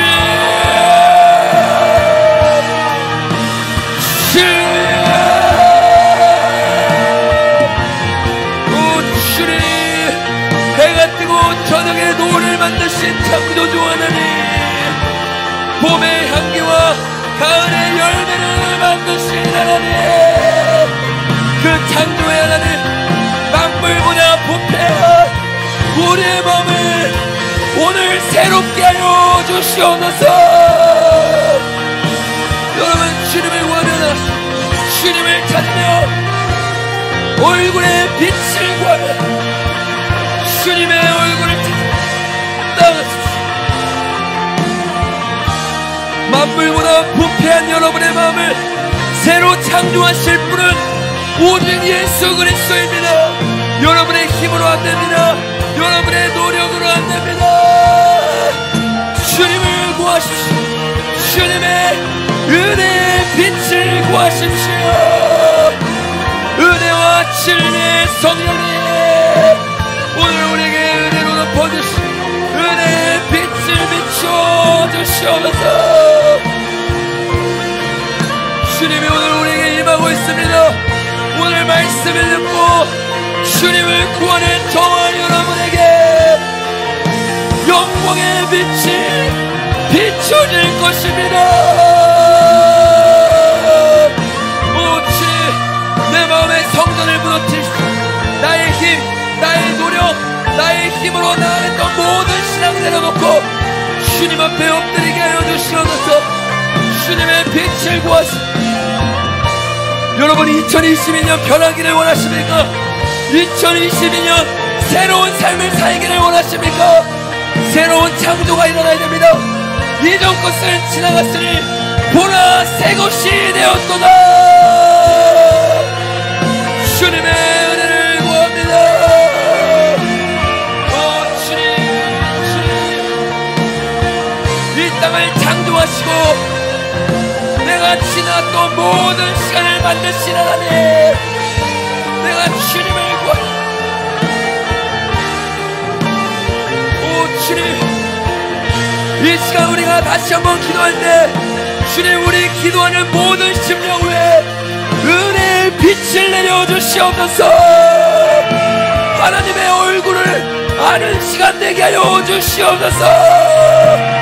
이 시간 성령님을 구하며 주여 세 번 외치고 기도합니다. 주여, 주여, 주여.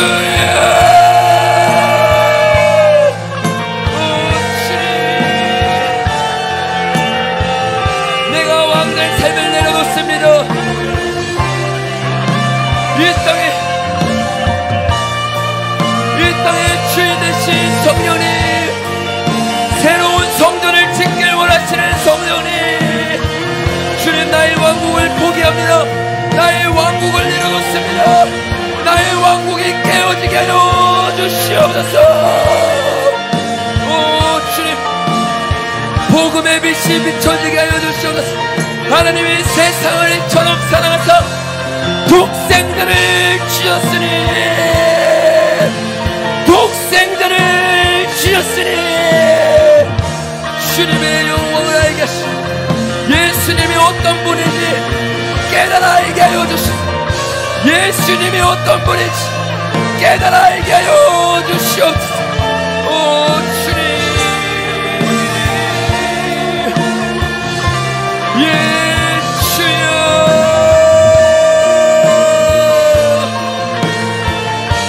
복음의 빛이 비춰지게 하여 주시옵소서. 복음의 빛이 비춰지게 하여 주시옵소서. 오 주님, 모든 것이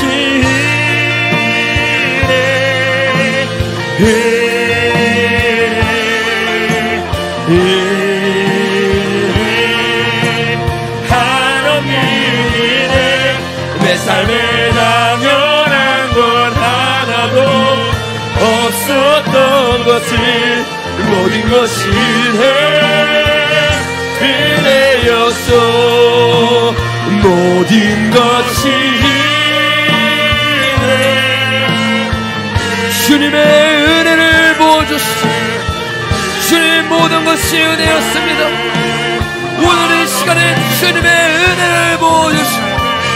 오, 놀라운 복음 가운데 우리의 심령이 깨어지기를 원합니다. 우리의 심령이 재창조되기를 원합니다. 모든 것이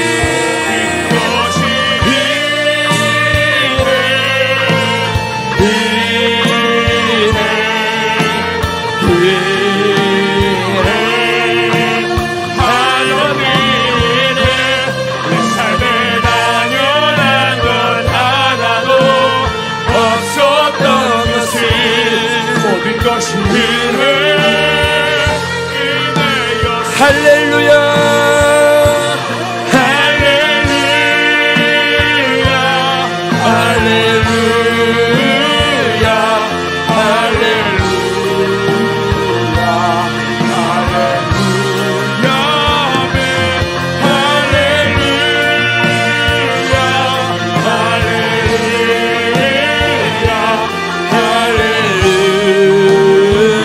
할렐루야 할렐루야 할렐루야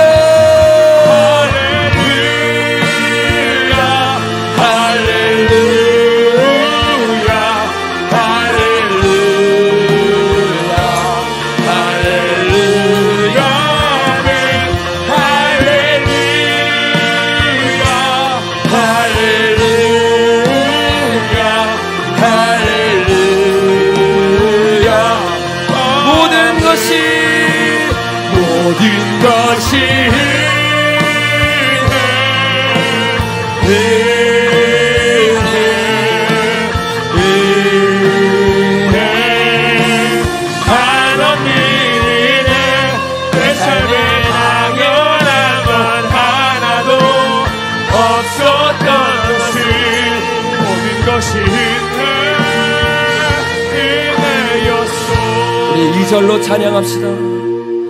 내가 이 땅에 태어나 사는 것 어린아이 시절과 지금까지 숨을 쉬며 살며 꿈을 꾸는 삶 당연한 것 아니라 은혜였소. 내가 하나님의 자녀로 살며 오늘 찬양하고 예배하는 삶 복음을 전할 수 있는 축복이 당연한 것 아니라 은혜였소. 모든 것이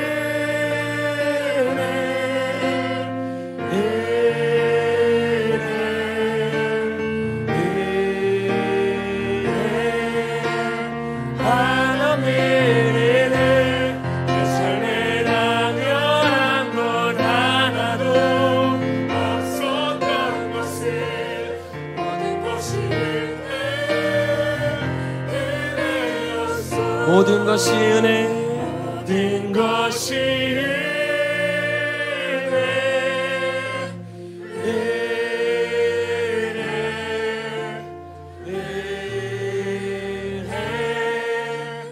한없는 은혜 내 삶에 당연한 것 하나도 없었던 것을 모든 것이 내가 이 땅에 태어나 사는 것 어린아이 시절과 지금까지 숨을 쉬며 살며 꿈을 꾸는 삶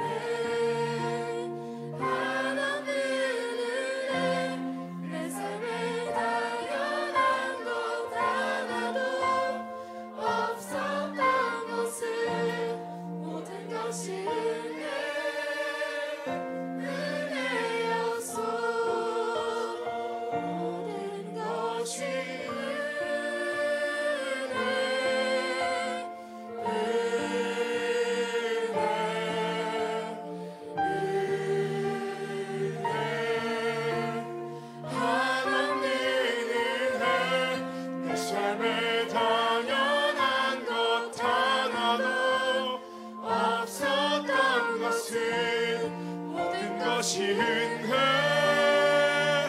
은혜였소.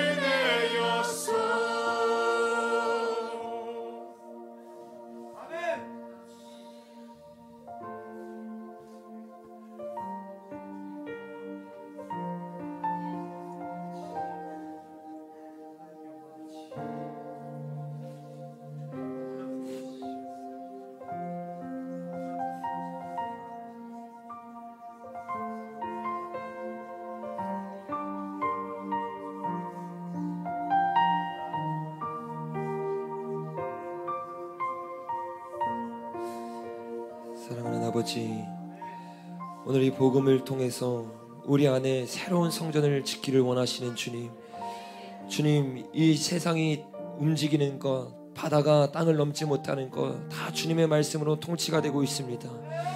우리가 이런 은혜를 받았는데도 주님, 유일하게 주님의 말씀에 순종하지 않는 것이 바로 이 사람입니다.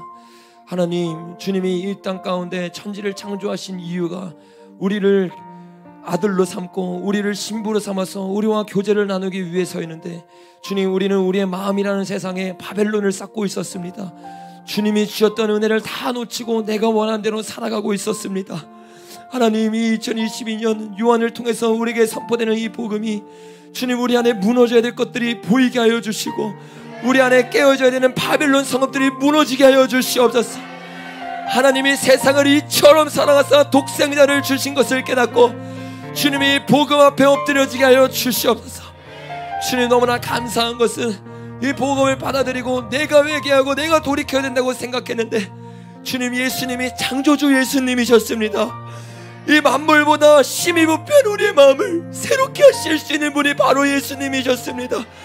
하나님이 창조주 하나님을 붙잡게 하여 주시옵소서. 우리 안에 이 영적인 성전의 개혁이 일어나게 하여 주시옵소서. 바리새인의 신앙이 아닌 2022년 정말 주님을 위해 나아가는 자들 되게 하여 주시옵소서. 주님, 보아도 보지 못하는 자가 아니라 예수님을 볼 수 있는 자 되게 하여 주시옵소서. 예수님을 먹고 마시는 자 되게 하여 주시옵소서.